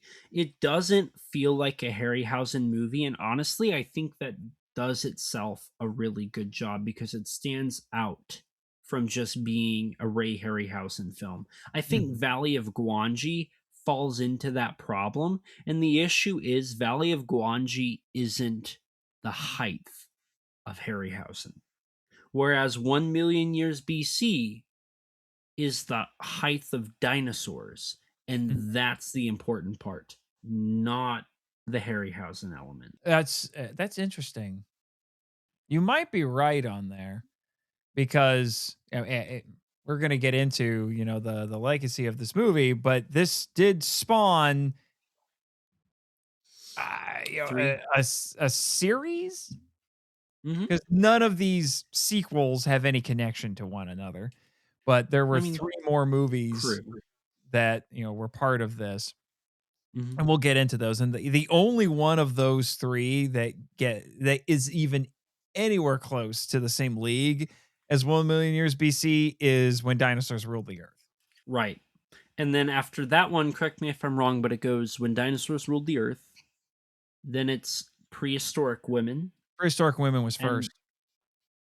Prehistoric Women, When Dinosaurs Ruled the Earth, and then Creatures That Time Forgot. Yep. which were all Hammer produced dinosaur prehistoric movies. They also did The Lost Continent, which I think is actually more giant monster than it is dinosaurs, if I remember correctly. Or I'm thinking of At Earth's Core. Mm. The Lost Continent is a dinosaur movie. Mm-hmm. So, Yeah. dinosaur, giant creature. Yeah. This also spawned what, in one of the sources I looked at, it was called the Hammer Glamour movies. It was this and She. And you Okay. started getting a bunch more movies that were centered around Hammer starlets. You know, the Raquel Welch famously came back for was it that one? Was I thinking about? Yeah, I think she wasn't in any of the follow-up movies, but she was in, was a Vengeance of She? Is that what it was? I don't think Raquel Welch Hammer Glamour showed up. Pictures. Yeah. It included The Viking Queen, 1967, The Vengeance of She. Okay, maybe she was in it, but that was part of it. She almost was in one. There was an unmade movie about an 18th century pirate named Anne Bonny that would have had Welch in it if it had gotten made. That's what I was thinking of. So that started a little sub series for Hammer going forward, and those other three sequels to this were part of that because they all featured lovely ladies in skimpy outfits. Yeah, I will say this though. Martine Beswick did return and did quite a few things or not quite a few, but 2 other titles for Hammer. So you did have a couple people from this return in future Hammer productions. She was in Prehistoric Women. For correct. Sure. And then that one Dr. she played Jekyll. a queen. Yeah. And then in Dr. Jekyll and Sister Hyde. Yeah. And she had quite a career after this. I mean, I feel like I can't really say a whole lot more about this movie's iconic, right? I think plain and simple, I think this movie overshadows Guanji. I think this movie overshadows possibly every other stop motion dinosaur movie. I'm trying to think of other, it beats Planet of Dinosaurs. I'm trying to think of what other. I mean, you have Guanji. You have Guanji that came after this.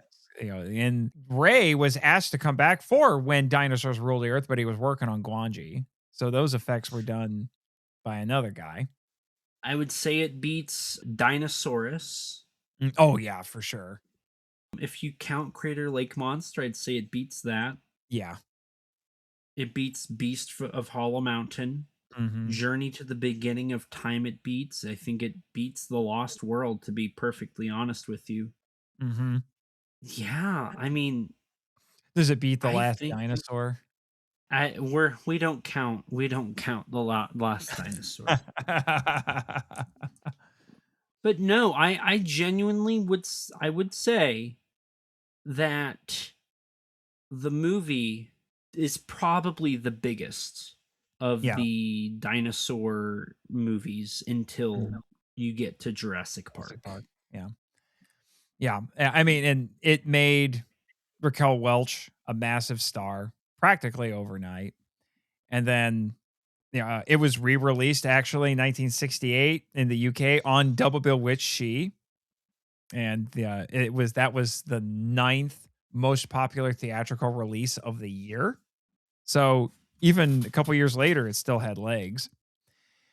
And it in the US, it says it made $2.5 million in US rentals during its first year.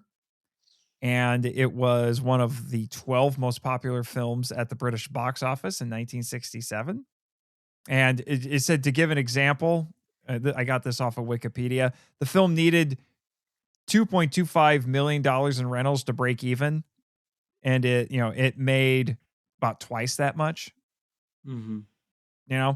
So it did very well for itself. And we talked about the follow-ups. When Dinosaurs Ruled the Earth uses some of the caveman language that we heard in here that got carried over in this. That's about the only real connection that it has. And then there was a 15-page comic strip adaptation in the May 1978 issue of the House of Hammer magazine. It was drawn by John Bolton and was written by Steve Moore. And it had a cover that was inspired by the iconic Welch poster. Now, have you ever, we mentioned, that it was in it was in A Clockwork Orange. It was also in, I missed it. It was also, did you know it was also in The Shawshank Redemption? I did. The poster marked the tunnel that had been dug by our characters so they could escape. Now, have you ever heard of a movie called Early Man? Not off the top of my head. Okay. It was a 2018 stop motion movie made by Aardman Studios. So, the people behind Wallace and Gromit and Chicken Run and stuff like that. And they had a Triceratops and a Ceratosaurus fight each other before an asteroid crashed on top of them. And they nicknamed those dinosaurs Ray and Harry as a tribute to Ray Harryhausen. And apparently someone is watching this movie on a TV in Jurassic World Rebirth. We'll categorize that fun fact from IMDb right next to the "It Came from Beneath the Sea" can be watched in Godzilla 1998 on a TV briefly. Yeah, there you go. And actually, I didn't get that from IMDb, weirdly enough. But one last little bit here as part of the legacy of this. We had mentioned before, some characters who might have been inspired by Luana. Well, there's another one. In the 1995 video game Chrono Trigger, there is a cave woman character named Ayla, who is clearly modeled after Luana from this movie. But she is a prehistoric woman that lived in 65 million BC. And it says that it was the subject of anachronistic and ahistoric narrative because, and her design is a mixture of both the rock and shell people. And if I remember right, I think the characters in that were designed by Akira Toriyama, creator of Dragon Ball Z. So he was not only a kaiju fan, he was a fan of this. Also, fun fact, even though Ray used the techniques that he would do for dynamation, they couldn't use the name for promotion because that name was owned by Schneer. So they tried to come up with some different names. Then they didn't really like any of them, so they just dropped them. They did try to use one, but Panavision did not. Yeah, sign off they on didn't. it. Yeah, they didn't like it. It was like Panimation. Giant Panimation. Yeah. Which they were like, nope, we're not going to do that, and they said okay. Yeah, and some of the sets were reused in other movies. Mm-hmm. Which is to be expected for Hammer. Yeah. Specifically prehistoric women. They reused some of the sets in that. Unfortunately, I don't know if Prehistoric Women has any dinosaurs in it. I do know that Creatures That Time Forgot, despite the name, has no dinosaurs in it. And it sounds like it's something of a remake of this movie because there's a character named Tumac in it. And that movie was a flop at the box office. Who would have guessed? Yeah, who would have guessed? So I guess that's an argument in favor of, people were there for the dinosaurs. Also, I forgot about this. The Ceratosaur and Triceratops fight was also in the movie War Games. Have you ever seen that? I have, the one with Matthew Broderick. Yep. Which just so happens to be the lead actor of Godzilla 1998, where in one scene you can watch It Came from Beneath the Sea on a television screen. Please love my IMDb facts. Yes, please love my IMDb facts. Speaking of IMDb facts, here's another one for you. Apparently, TCM showed this movie on August 16th, 2022 in a day-long tribute to Raquel Welch. And according to this IMDb fact master, so he's right, they never once brought up Ray Harryhausen. Fair enough. How about the fact that Loana could be a Disney princess now. Oh, because the movie was distributed by 20th Century Fox. Fox owns it in the United States, and Fox is owned by who? Oh my Disney. gosh, it's Disney. Oh my gosh, Raquel Welch is a Disney princess. That's wild. Even though she's not like technically royalty, like is it Moana's not royalty? Yeah, I was gonna say Or some it's of the canonical Disney Pocahontas? princesses aren't royalty either. Looking at you, Mulan. Alien Queen's still the best Disney princess. Princess Leia. I know. Queen can beat Leia in anything. Unless you want to include her force powers from the 7th movie. Oh boy. That's some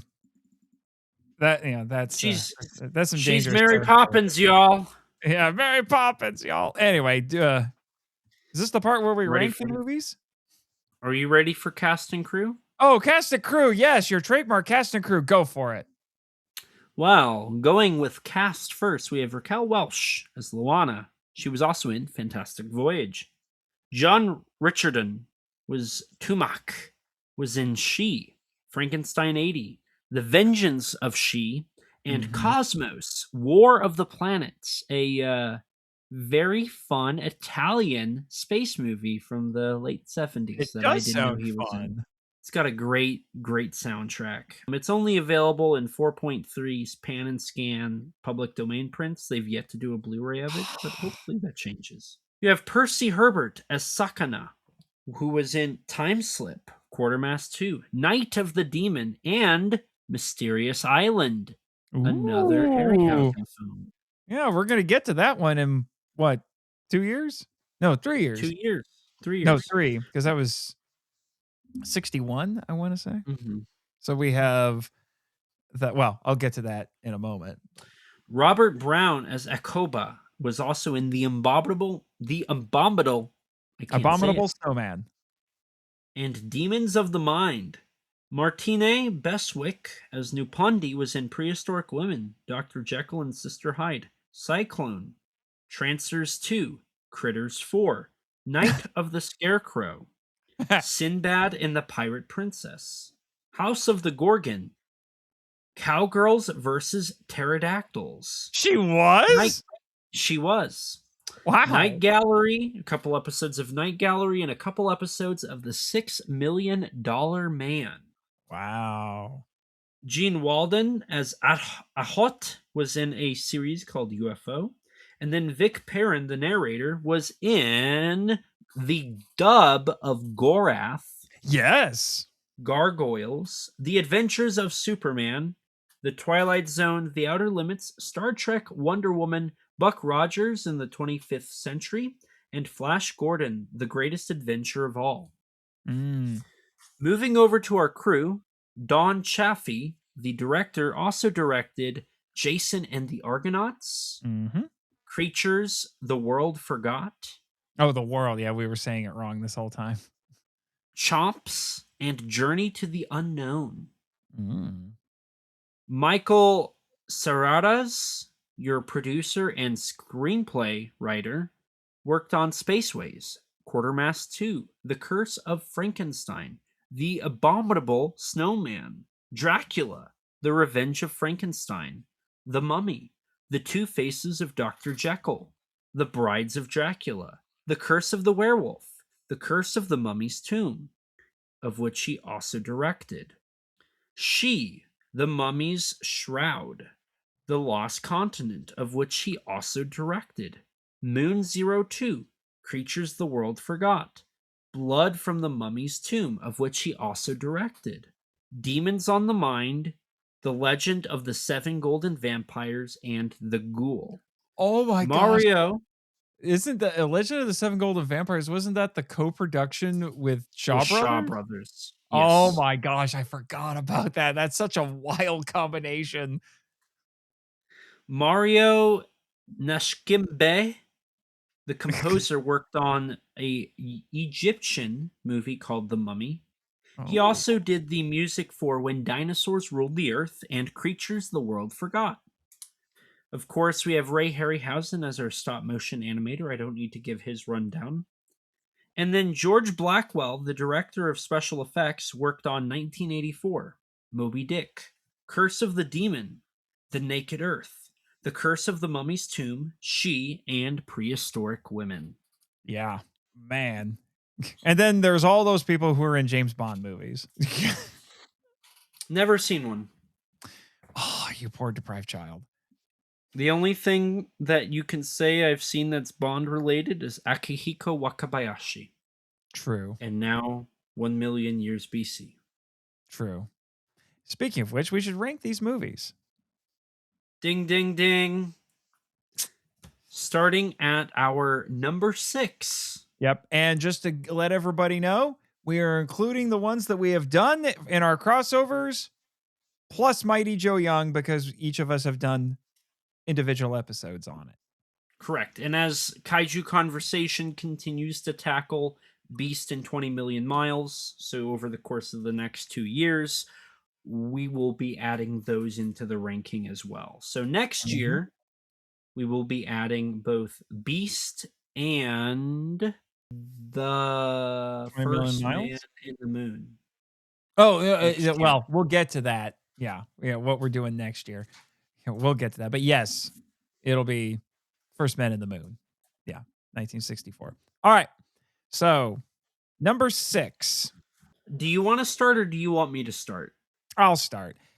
My number 6, the bottom of my list hasn't changed from last year. It's still Sinbad and the Eye of the Tiger. Ditto. Mm-hmm. My That number didn't 5 budge. is where we really start to diverge. Yes. As previously established, I have Mighty Joe Young. Yep. And yeah, my number 5 is The Golden Voyage of Sinbad. Of which this is where I'm curious, because I think this is where we might start seeing something change. But my number 4 is The Valley of Gwangi. Oh, my number 4 is also Valley of Gwangi. So interesting. Mm-hmm. But we are creeping up to where the next 2 might be where some disagreement is. Well, I know one of them is going to be a big disagreement. What is your number 3? I went back and forth. Gonna be honest. Okay. I went back and forth quite a bit, but when it was all said and done, but due to our discussion tonight, my number 3 is 1 Million Years BC. That's where my ranking is. Really? Yeah. Really? Because it was at number 2 for a minute, Okay. but the more we talked about it, and I'm like, the effects in this are really cool, but I realized that a lot of these cool effect sequences don't do a whole lot for the characters or the narrative. They're just there to look cool, it feels like. But if they had done something like having Tumac kill the Pteranodon or at least rescue Luana from it, instead of it, it's just dropping her after another Pteranodon shows up. I think I would have been a little bit nicer to it. The Allosaurus and the Archelon scenes that actually have some bearing on the story are not enough to quite elevate it into second place. Interesting. So for where I put it, I'm going to start with Gwangi, why I put it above Gwangi. I feel like Gwangi's just a lesser, dinosaur movie in general. I know we had a lot of issues with the plot of that movie too, especially the end. It kind of falls apart. I think this movie does a better job at its execution of its creatures. That makes it overall more memorable. I think there's a reason that 1 Million Years BC, outside of Raquel Welch, is still probably one of the most popular 1960s dinosaur movies ever created. And I think it's probably a little bit of nostalgia as well. I think it's one of the better ones. It doesn't reach my number 2 spot, which my number 2 is Golden Voyage of Sinbad, which I think just features more iconic better Ray Harryhausen stuff, especially when you consider that the overall theme of all of this is Ray Harryhausen. I don't want to rank them just based off of how well is Ray's stuff, but I am going to 110% take that into consideration. And Golden Voyage has way more iconic Ray Harryhausen stuff outside of or beating 1 million years BC. Right. The way you put it last year was that even though it was stuff we had seen before, it was a Harryhausen highlight reel. Yes. And Yes. you would take the Harryhausen highlight reel over a lot of other things. My number 2 is still Mighty Joe Young. My argument still being it's the one time the two great stop motion masters of the 20th century. Unless you want to, you want to count like Phil Tippett with Go Motion in the 80s and a bit into the 90s, but that's it's a slightly different style, but like the two grandmasters worked on that together and paved the way for everything else that we would see Ray do later. And then we still both have the same number 1. Number 1 hasn't budged. It's still Clash of the Titans. I'll be curious to see next year when we include Beast in First Men, what happens there. Because I haven't seen either in a long time, but I do know I really enjoyed First Men in the Moon as a kid. Yeah.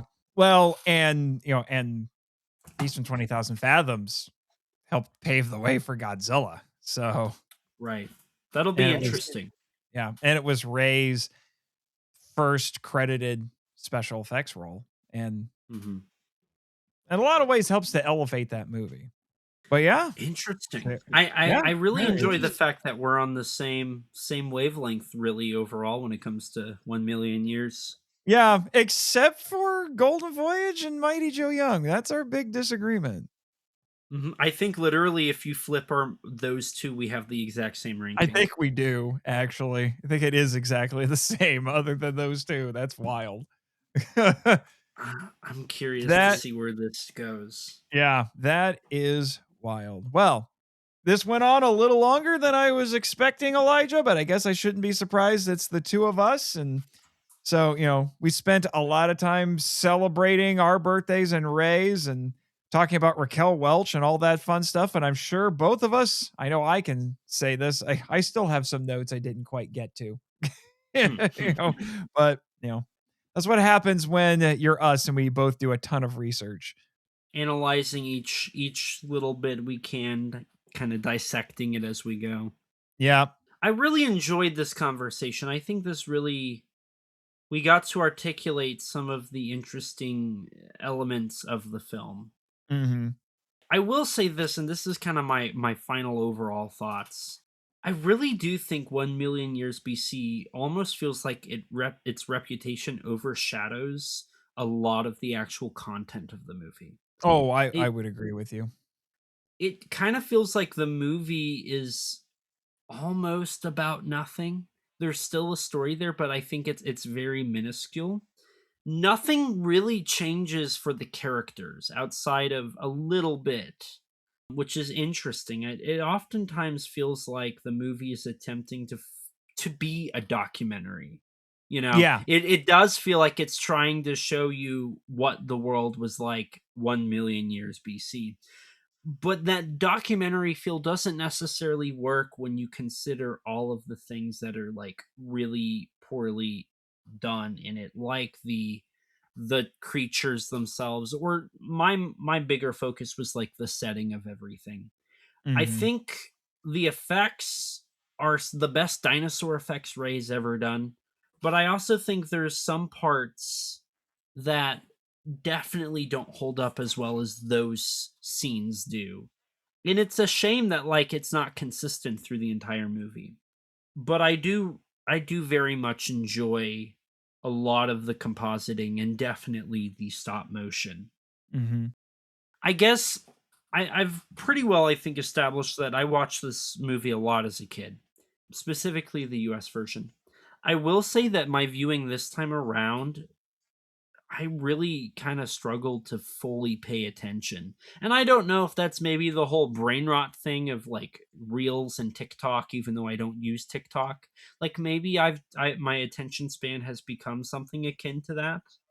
Yeah. Well, like I said, I But feel like this is kind of the anti TikTok generation movie because yeah, as simple as it is, if you really want to catch the nuances of the characters, you can't just listen for dialogue. You have to look at what the actors are doing, and you have to look at how they're being presented by Cooper's cinematography to fully understand what's going on. Like I said, because I was just splitting my attention between the movie and note taking, I didn't catch everything, and the commentary ended up clarifying things for me.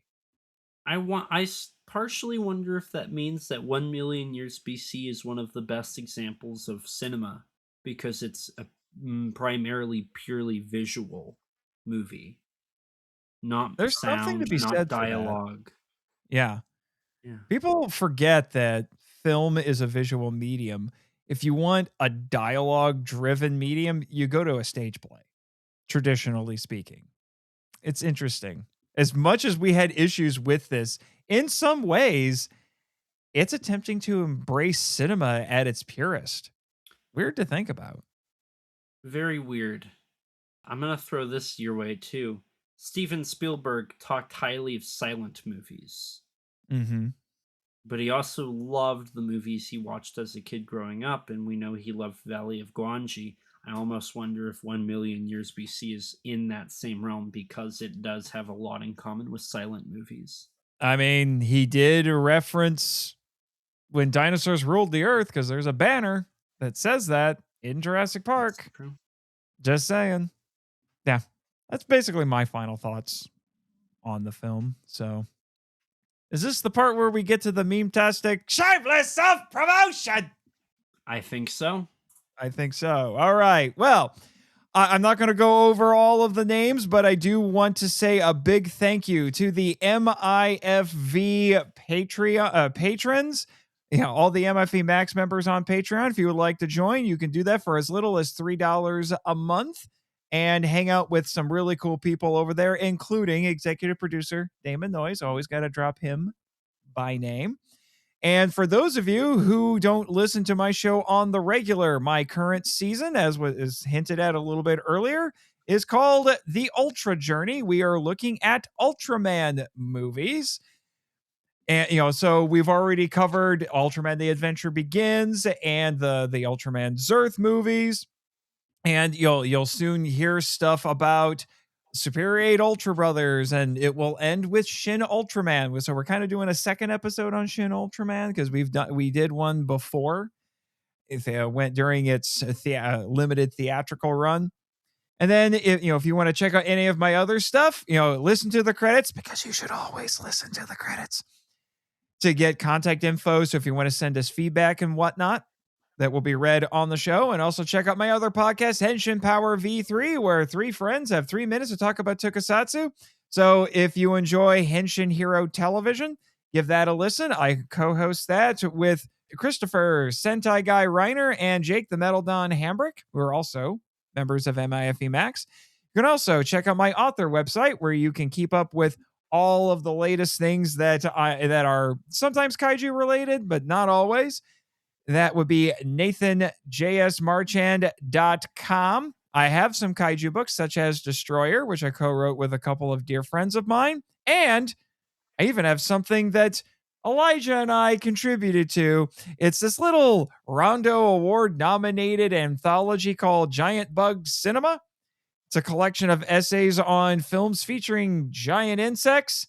Unfortunately, unlike Elijah here, I got stuck with Monster from Green Hell because no one else wanted it, and I came onto the project late. But hey, giant wasps in Africa in the 1950s, I can do worse. He got to write about Godzilla, though. I'm only a little jealous. Just saying. And I am a contributor to Kaiju United, and most relevant to your interest if you're listening to this episode, last year I had the privilege of going to a Ray Harryhausen Museum exhibit in Michigan and did a collaborative video and article for Kaiju United with Nick Adam of the Monster Report because we both went up there to see it. I'm also a member of the stable of actors and writers, for that matter, for Scyther Podcasts, where you can listen to their fan-produced superhero audio dramas. You can hear me as Rito on Power Rangers, the audio drama. Of all people, Deadpool on X-Men, the audio drama. And Johnny Storm, baby, on Avengers, the audio drama, with some more coming soon. That's everything I got. What do you got, Elijah? Well, hello. I'm Elijah, and I have a kaiju and tokusatsu problem. Joking aside, I am Elijah Thomas. For anybody who doesn't know, I am the co-host of the podcast Kaiju Conversation with my good friend Rex. We cover the wide world of tokusatsu, from kaiju and giant monsters to henshin heroes and J-horror. You can find us on any podcast platform you use and follow us on Instagram, Facebook, and Twitter at kaiju_converse on all of those sites. I'm also a writer. I've written for GodzillaMovies.com, Kaiju Ramen Magazine, Kaiju United, and my writing has also been featured in the book Giant Bug Cinema, a Monster Kids Guide from Bear Manor Media. I also contributed the foreword for the book G Cinema, an exploration and celebration of Japan's Monster King by Daniel DeManna from Fonthill Media. I have been given the privilege to work with my good friends at Giant Monster BS on their second season as a creative consultant, covering independent kaiju films. I'm also a bonus feature producer for SRS Cinema, working on various titles such as Yuzo, The Biggest Battle in Tokyo, Hoshi 35, Outerman, and the upcoming Brush of the God, along with various other titles. I'm getting close to about a dozen at this point. You can order these Blu-rays on srscinema.com or DVDs from any major online retailer. As I can now talk about it, I was also commissioned by Umbrella Entertainment to produce an audio commentary for the cult hit J-horror film Uzumaki, which is available on a Region B Blu-ray on boutique label websites. I'm also a filmmaker. You can check out some of my stuff on YouTube at ET13 Productions, where you can see some of my short films and old YouTube videos, along with a playlist that's ever-growing featuring all of my appearances on YouTube. You can also watch my very first film, Keizo Murase, The Last Monster Maker, on Blu-ray on the Brush of the God release, with more distribution news coming soon. You can also check out my action figure photography on my Instagram at ET13_productions and my X, the artist formerly known as Twitter, thanks Danny, at the same handle. Is that everything? That's my spiel. Wow. You weren't kidding when you said that list just keeps getting longer. Yeah, it never... I feel like I just updated it, and it still feels not complete. I was going to remind you of Uzumaki if need be. I have Uzumaki in there. I have the Murase documentary in there. Yeah, you got all the important stuff. I want to say I have everything. I don't know. I think you do. I think you do. At least maybe I don't. I don't know. Oh, well. You're so cool, you can't remember all the cool stuff you did, I guess. Don't bother me. I'm working on my Blu-rays. Yes! Where's that t-shirt? You better wear that t-shirt to G-Fest. I'm just saying. Oh, man. But anyway, it's been great celebrating our birthdays and Ray's birthday today. I can't wait to do it again next year. I will be sure to have you on the show more than once a year. That would be appreciated. Happy birthday, Ray! Happy birthday, Ray! And happy birthday, Mr. Marchand. And happy birthday, Mr. Thomas. And with that, I think we're ready to get out of here for the year. Yes, indeed. So, what do we all need to remember, Elijah? Well, as always, please remember, life's too short to not talk big. Bye, guys! Cue the credits! Oh, wait, Jimmy's not here. What am I doing?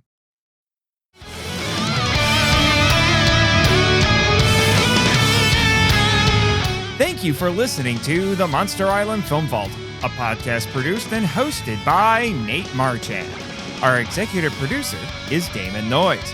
If you want to be heard on the show, we'd love to hear from you. So, email us at monsterislandfilmvault@gmail.com or leave comments on YouTube or Spotify. Check the show notes and monsterislandfilmvault.com for Linktree links to all of our socials, including our Facebook group and Discord server, The Markalite Lounge. Be sure to follow Jimmy from NASA and our other colorful characters on X/Twitter. Our logo was created by Rebecca Hudgens. Follow her on X/Twitter and Instagram at super_R_illustrations.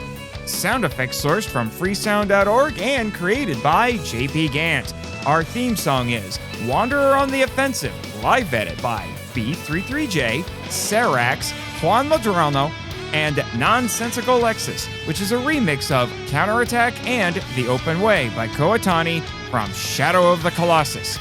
Our music includes Ultraman Rap, Artist Unknown, and Chant My Name, a cover by Second Archive of the song by Masaki Endo, with additional tracks from the 4Kids dub of Ultraman Tiga. All film and audio clips belong to their respective copyright holders, and no infringement is intended or implied.